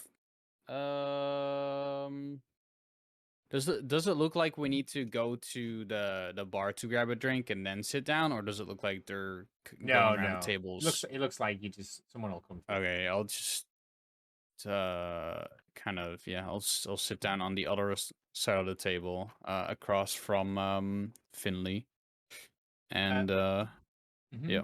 Sorry, go for it. As you are like kind of going to try and sit on this bench, it actually creaks and snaps, and you fall through the thing, and this little woman here is like, I know it. lets out like a little squeak, like oh, and then like she disappears, like runs off into the back. I'll start growling because I'm like getting really annoyed. I'm just gonna Just gonna bury my face. He starts bury my growling face a in bit. my hands and just try not to laugh out loud too hard. Because Um, even though it's been an insanely It's been a day. miserable, weird day, just gonna cackle a little bit. Just as quickly as she disappeared, this woman reappears, and she's like hauling this, like it seems like just like a large sturdy chair, and she's just like hauling this chair, kind of struggling a little bit with it, and you're just like scraping it along the cobbles of the tavern floor towards you, Darian. Thank you. I really appreciate that. Yeah, she's about halfway, still struggling to like kind of drag it over towards you. As like you're helping her, she like lets you pick it up, and then she like runs towards the bench that's now like snapped, and starts like grabbing it and like trying to grab pieces of it and like move off with this broken bench. She manages to move about half of it before you get the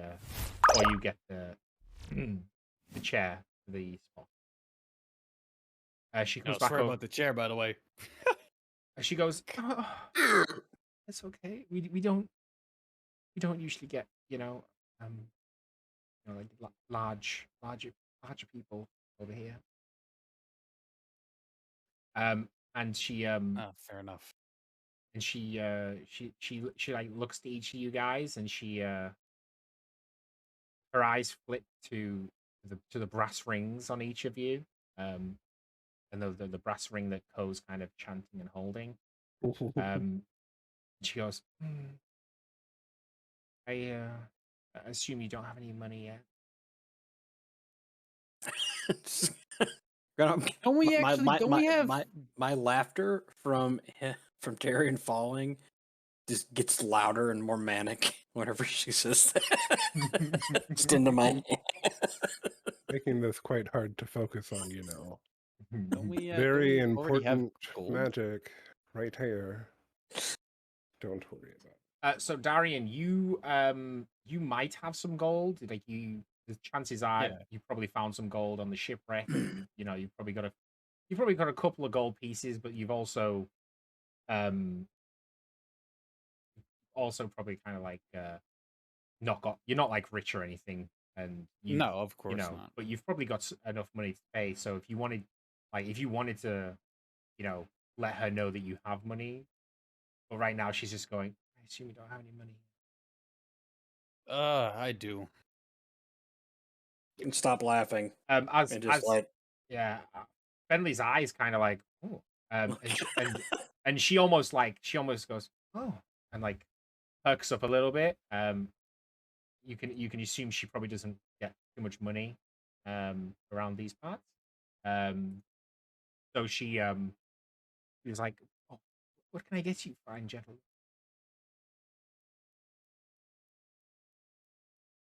Just keep staring at Darian until he orders. I would I like 2 ale and what kind of meats do you have? Heff, fucking hell, dude, you brutal. Oh, we have most things. Is there something specific you want? She like sees that you've got like at least a couple of gold pieces. She's like, what do you want? We'll find it. We'll rename it. We don't care. We'll give you something. A bit of silence would help. You have some I'm just gonna look at Ko real quick. some Says, deer, maybe a chicken. Ordering. Chant myself harder than I shall. Oh yes, we have deer and chicken. We have fish. We have megalodon. We have all sorts. Whatever you would like. I'll take a chicken and some deer, please. And 2 beers. Yes. She looks to Bentley and Co. and says, "You guys?" I keep staring at Darian. This on you? No. She sees the thing.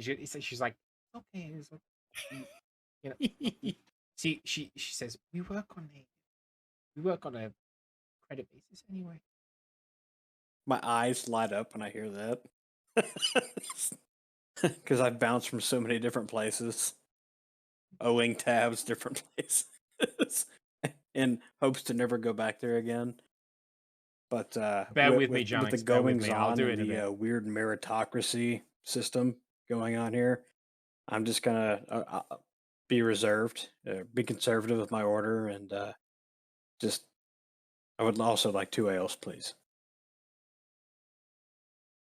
Not hungry? Yeah, that's why I said 2 ales. That's why I said 2. 2 ales or 2 whales? 2 ales. Whole whales. So as you kind of, as she says, are you not hungry? You actually have to catch yourself because you realize that it's probably been about 2 days since you've eaten anything. Shit. And you're actually very, very, very hungry right now. And she can, I think she can kind of tell because you're a little bit gaunt, if anything. For a stout halfling, you're pretty gaunt. And she just like shakes her head and then runs away. Yeah, so she's gone. She's clearly getting something for you guys. I think she kind of picked up that Co was busy, or wasn't really. She wasn't gonna like probe Co because he seemed like he was busy with something. But she's away for the time being. I mean, you guys can hear banging from upstairs and like feet and like laughing, and I think you can make out dice rolls and stuff like that as well. It seems like the upstairs is much busier than the downstairs here. I am gonna wait at least for a drink before I go socialize, but I will look at Darian, since Co's muttering to himself like an insane person. What'd I do? You're just talking to yourself, man. Fuck, it's fucking creepy. You gotta. It's in Draconic. You don't know that. You're still talking to yourself. Could be talking to someone you can't see. You don't know even worse. Darian, what brought you here? I'm still trying to figure that out. That's fair, yeah, because I don't get why I came here. Is this every day here? Fucking fireballs and ever-changing storms? And then skyworms? Nah. Skyworms are, well, they're actually snakes, but, they're pretty common around here. They're fucking terrible. Yeah, they're quite delicious. Terrible, too. What? Oh my god. I cannot believe.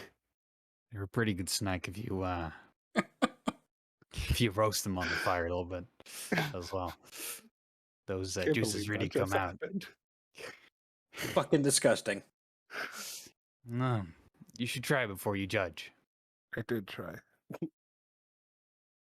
Well, you're a turtle, so. It's a filthy turtle. No, I didn't. You still smell like shit. Actually, I don't know what the fuck you did, but I'm going to ignore that and continue chanting. Anyways, what was your name? Finley, was it? It's Finley, yeah. Okay. Fair enough. Well, it's nice to meet you.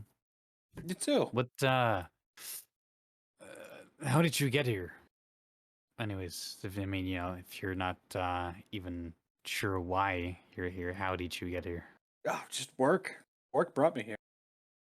You take a job, take another job, and you're so far away from home, you have to keep taking jobs to stay alive. Yeah. Now I'm here. Fair enough. Looking for the next job. I'm guessing you don't come around here often. I mean, if we want to break down the hours that I've been here, yeah, this would be often. I've been here often now.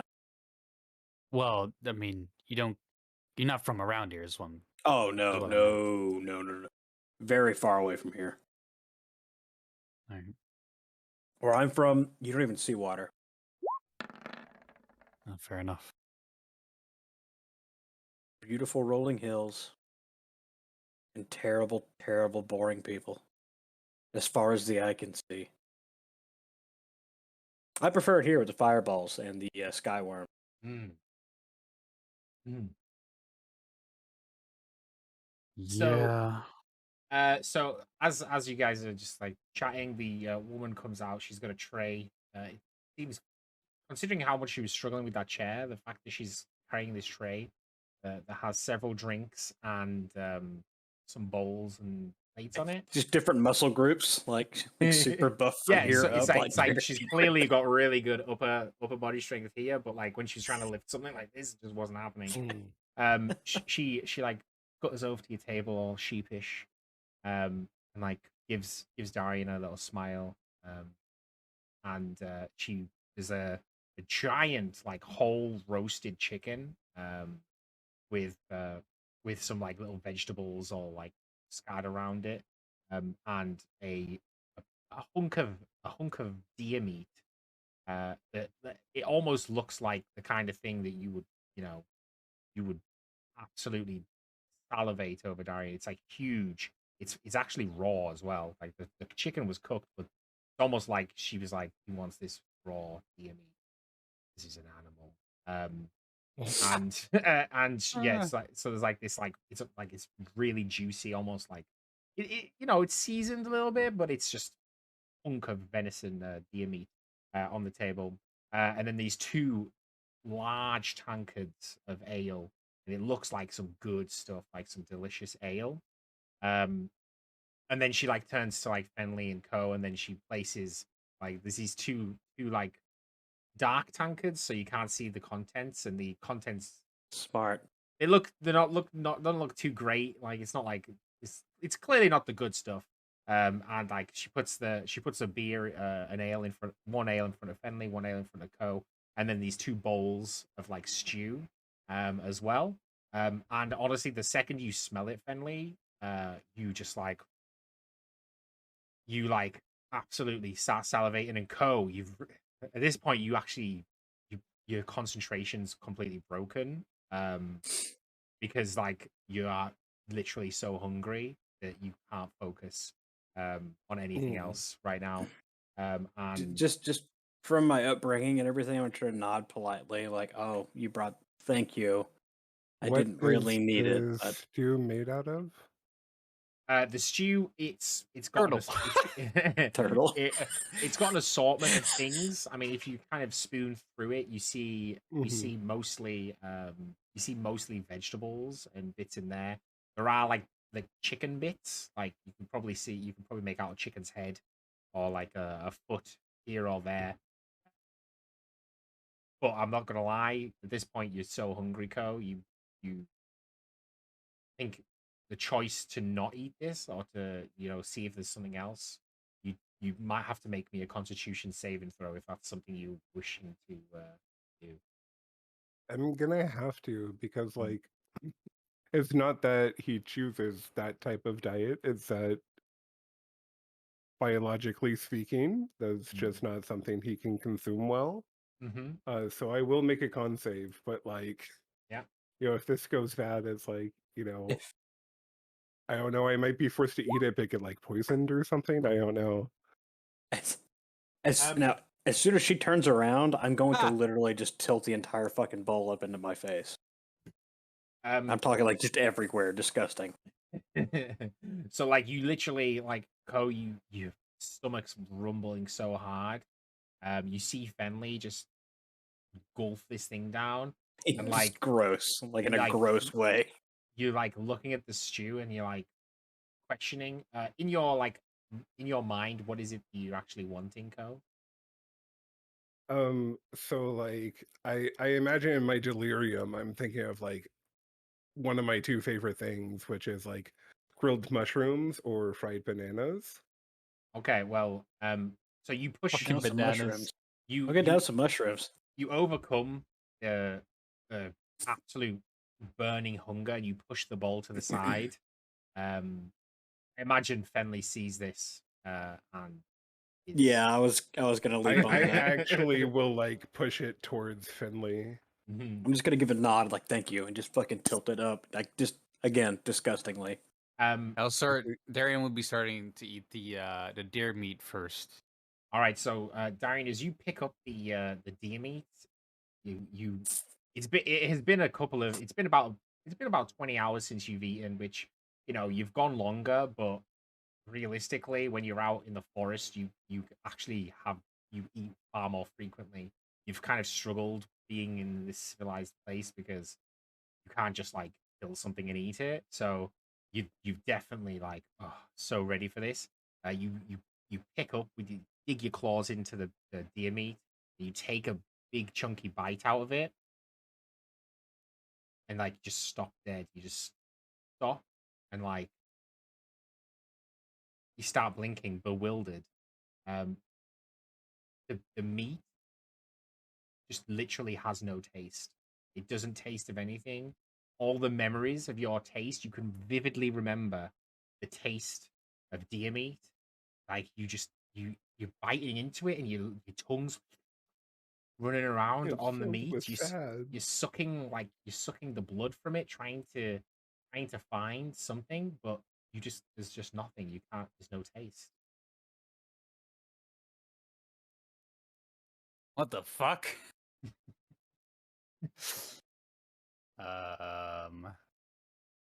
Okay. It confused the fuck out of me. It's all of a sudden it's like it's not appetizing to you. You kind of like put the DME down. It's like like that kind of burning hunger and appetite for you is a lot in the flavor, and there's just nothing. It doesn't even taste like air. It doesn't taste like water. It just tastes like nothing. Did I taste anything before, or like did I taste a little bit of the air before that, or like just nothing at all at any point in time? I mean, no, you've been able to taste your entire life, like all the way up until like yeah. I mean, like the moment that I ate the chunk of deer. She puts down the 2 beers. She puts down the deer meat. She puts down the chicken. You pick up the deer meat, take a bite, and there's just no flavor. There's no taste. So the moment that I bite in the deer meat, there's no flavor in the meat at all. There's no taste, no flavor. Okay. I would tear a chunk off the chicken and try to eat that. Yeah, just eat that.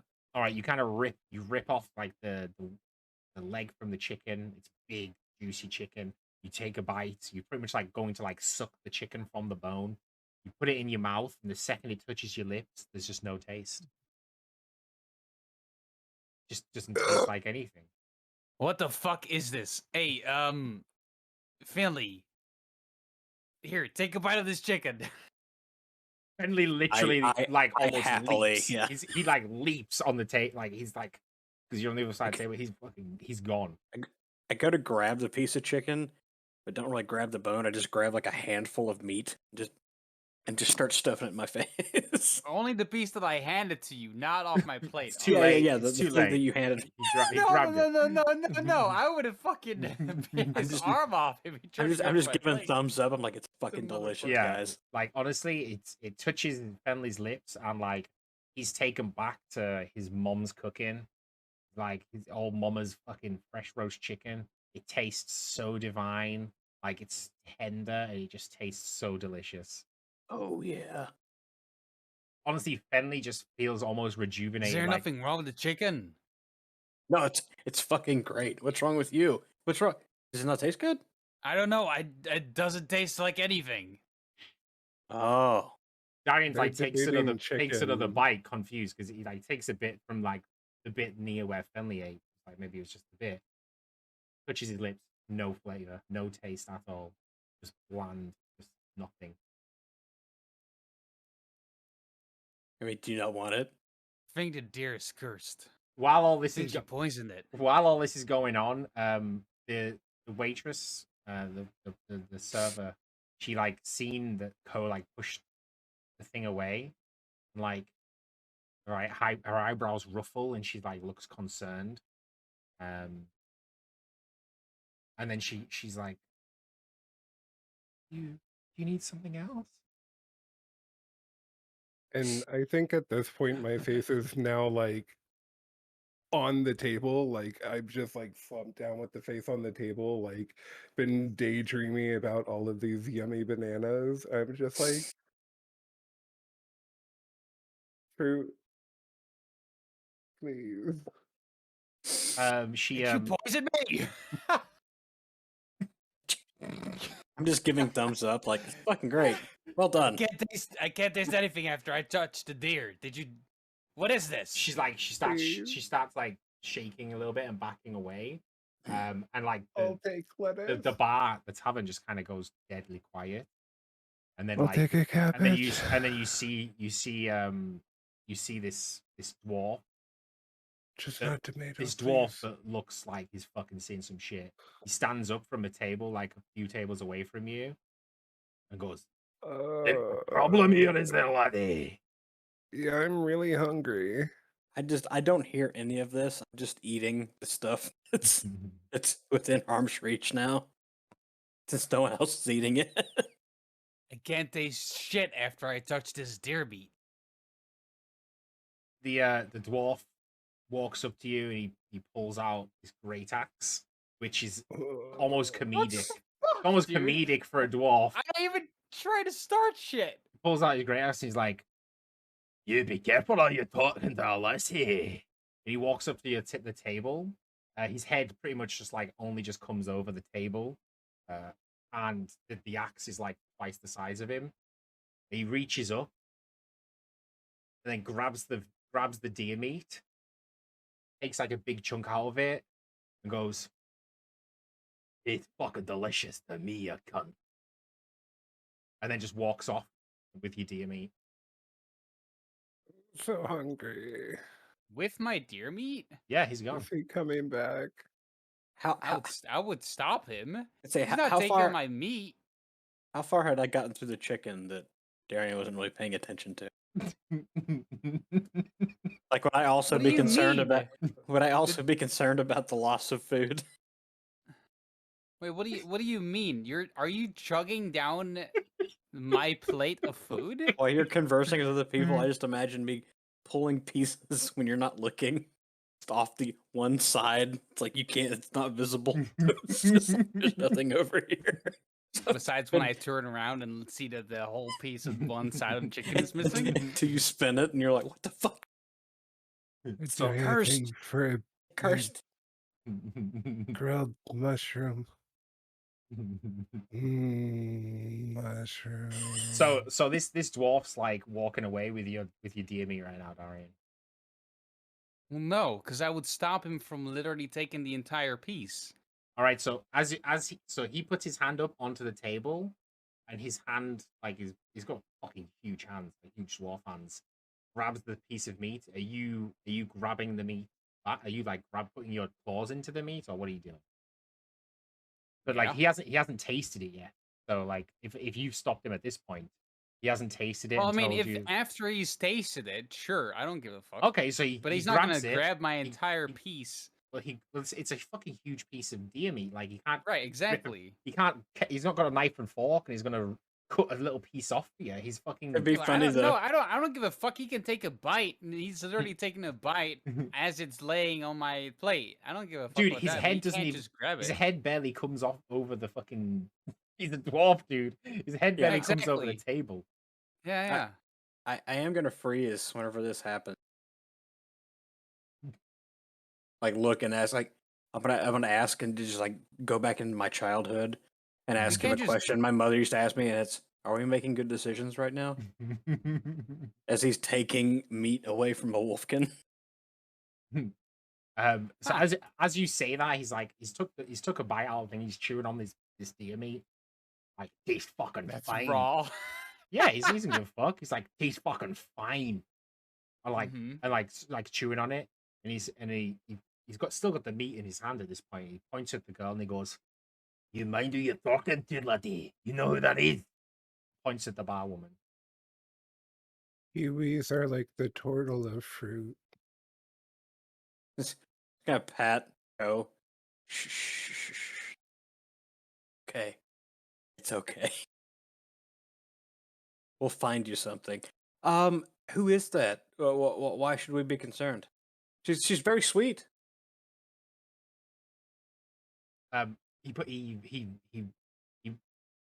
He slams the meat back onto Darian's plate and goes, "All right, there's Betty's daughter. You fuck with her, you dead man." He's going to assume, having been around at least just for a little bit, a couple months doing this kind of work, someone has a name and they're someone's daughter, you gotta be nice. So I am going to stand up. Finley's going to stand up, wipe his hands off on his what's left of his jacket after giving Darian 12 necklaces, and hold a hand out to what's her name? Did you say Becky's daughter? Betty's daughter. Betty's daughter. Yeah.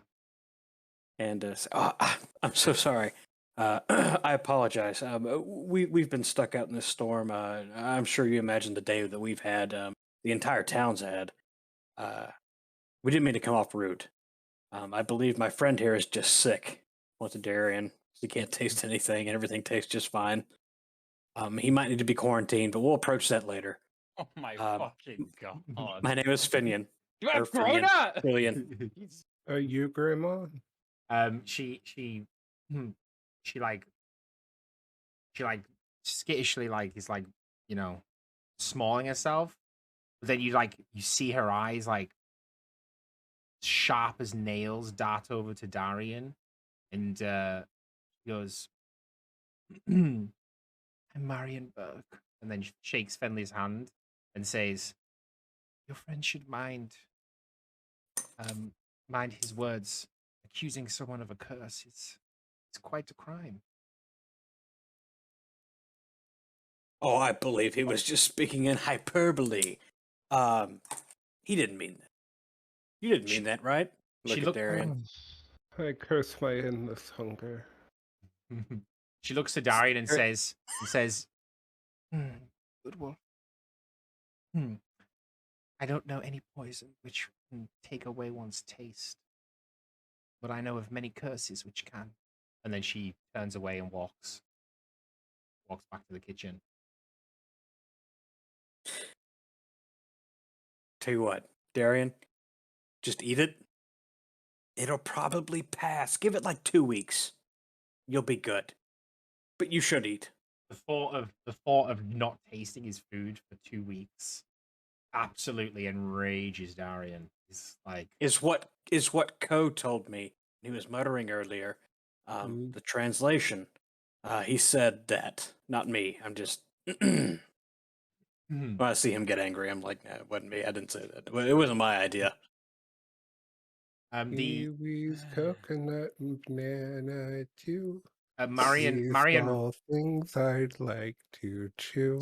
Marion reappears with a bowl, and it has assorted different fruits in it.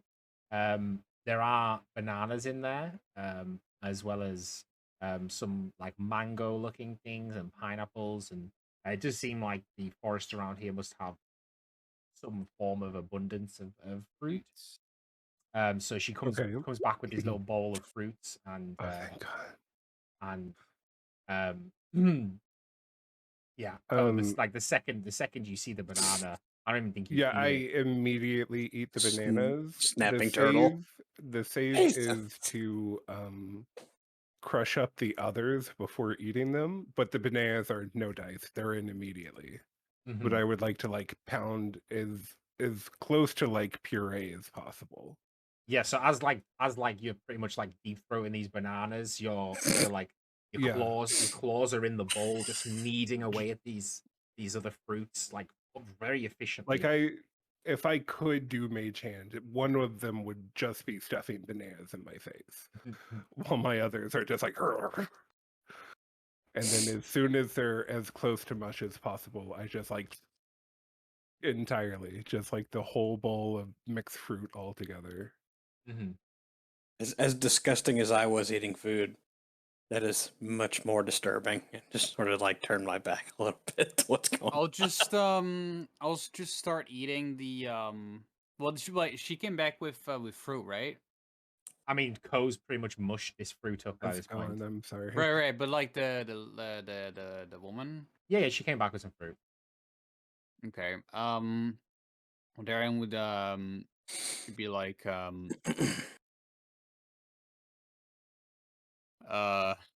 my apologies. I just kind of freaked out a little bit.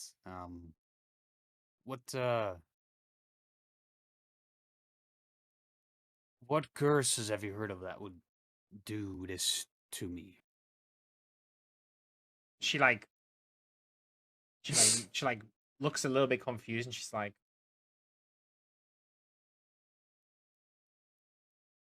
"There's as many curses as shades of red. You could curse someone to lose all of their fur in a second. You could curse somebody to lose their teeth. You could curse somebody to cry every time they see a woman undress. I've seen curses innumerable. I might say, would you know how to cure him? Sorry. Sure. I mean, any esteemed, any esteemed cleric or mage could probably help you. Maybe even It'd be fucking nice if we had one here right now. maybe Sorry. you could maybe procure services of someone. You know of anyone around here that I could go to potentially? She stops and thinks, and then turns around and kind of goes to point, and then turns back again, and then she's really considering what what our options were here, and then she says, I mean, Marcus could help, but he's away. He's out sailing, and I mean, obviously, Ippy could definitely do something, but they sailed away 210 day ago. Other than that, I mean, maybe ask somebody in somebody in a better tavern, maybe. But A better tavern? What are you talking about? This place is fucking great. She tilts her head to the side and looks at Fenley. We don't lie to us. We know what we are. We know our place. I tried. And then she rushes off. She's got other people to serve. Sounds like people start, talking again. The dwarf's back at his table, laughing. He's got several beers, and his compadres are all drinking plenty, and there's plenty of food going around and plenty of drinks going around. I'll just Hey, Prodigal, how you doing, buddy? I know at least that there might be someone around the town that could help me out. I'll just start eating the rest of the meat, even though it's not doesn't have any taste, and chug it down with the tasteless ale. Yeah, the ale also is tasteless, as you correctly guessed. It's honestly almost feels like a chore, when you're eating it, you're eating and drinking it, swallowing actually feels like a chore, which is such a strange sensation for you, because usually the burning of your jaw as you're biting into things is part of the pleasure, but it just feels tedious at this point. Do you just have COVID? Is that what this is? Yeah, I think so. It's a curse from the Far East. Yeah. D&D. R.I.P.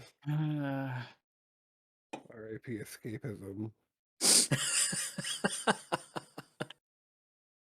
Hey, buddy, maybe just a good sleep, and you'll feel better. Who knows? Stuff comes and goes. Be all right. That motherfucker, though. Turn to look at the dwarf that did all the nonsense. He ain't gonna be all right. I don't know what the fuck his issue was. He just tried to start some shit, I think. Well, he'll find his issue. I Just take glare the for like ale- way too long. I take the ale and then that drink. was delivered to me, and I pass it over to Finley. I say, "Thank you for your help today." I just nod as this ale empties, and I replace it, still locking eyes to the back of the dwarf's skull. Clearly missing most of my mouth as I just stare. Put it You down, know, like, of course. I know we've just met, but I've really come to enjoy our small chats. You should. I'm what they call amazing. As you're like still staring at someone else, I'm like, no, I just really feel like you're here for me. And like, you seem like a very kind person. I haven't met most of you. I finished that ale and I put it down. I actually turned my attention to Co.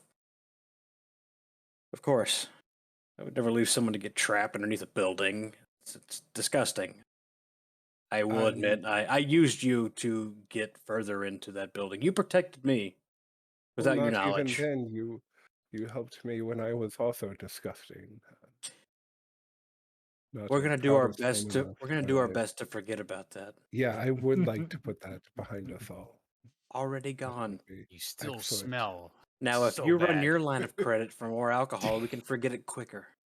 Yes. I think that would be okay with me. All right. This is good. This is good. What was your name again? Turtle. Go. Oh, yes, and didn't quite catch your name, I don't think. Is it Darian? Darian. Darian. Apologies. I'll work on that. As you kind of getting to greet each other, you glance out the window and you see the storm has passed. Clouds have cleared. The sky is clear, and it's actually still morning right now. You just, all of this happened just in morning. All of this happened in an early morning. I stare untrustingly, like out the window. Yeah, like, I'm going to bed. It's Good a night, lie.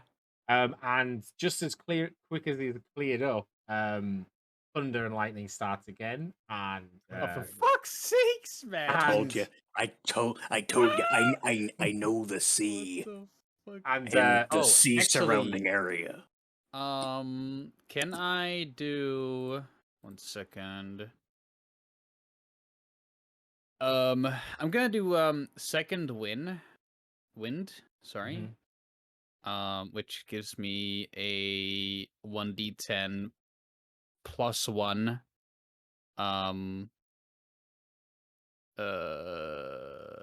hit points.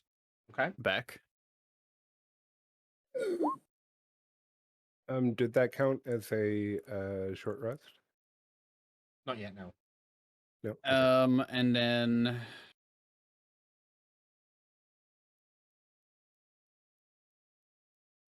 all right.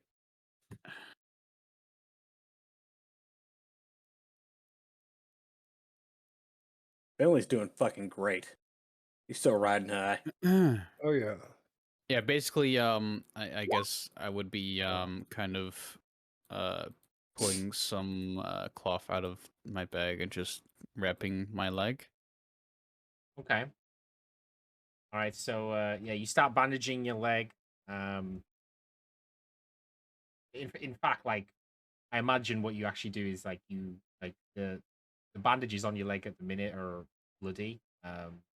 From just like replace them. So I think you take it off and then you probably start licking your own leg a little bit because sure, that works. Sort of giving that natural antiseptic, you keep the wound a little bit. Have some dirt in it. Yeah. I want to stare sideways at how weird it is, but then I just keep staring at the back of that dwarf's head, waiting for him to say something. about our weird collection we have going on here. So it's still morning. It's raining like a motherfucker again. Is it raining or is it storming? It's thunderstorming. Lovely. And as you do that, the scene closes, and we will end the session there. Okay. And Can that be a short rest then? One hell of a morning. Can that be a short rest? We can assume the time of passage, after you've been served, all of these situations have happened, has equated in a short rest. Okay. Cool. In that case, I will use my arcane recovery feature to regain 1 spell slot. And I don't need to worry about shit at level 1 as a monk because my health comes back because I was at 7 out of 10. So I'm fucking fine. Hell yeah, brother. Okay. That was fun. That was fucking great. That was a great time. Yeah. Jesus.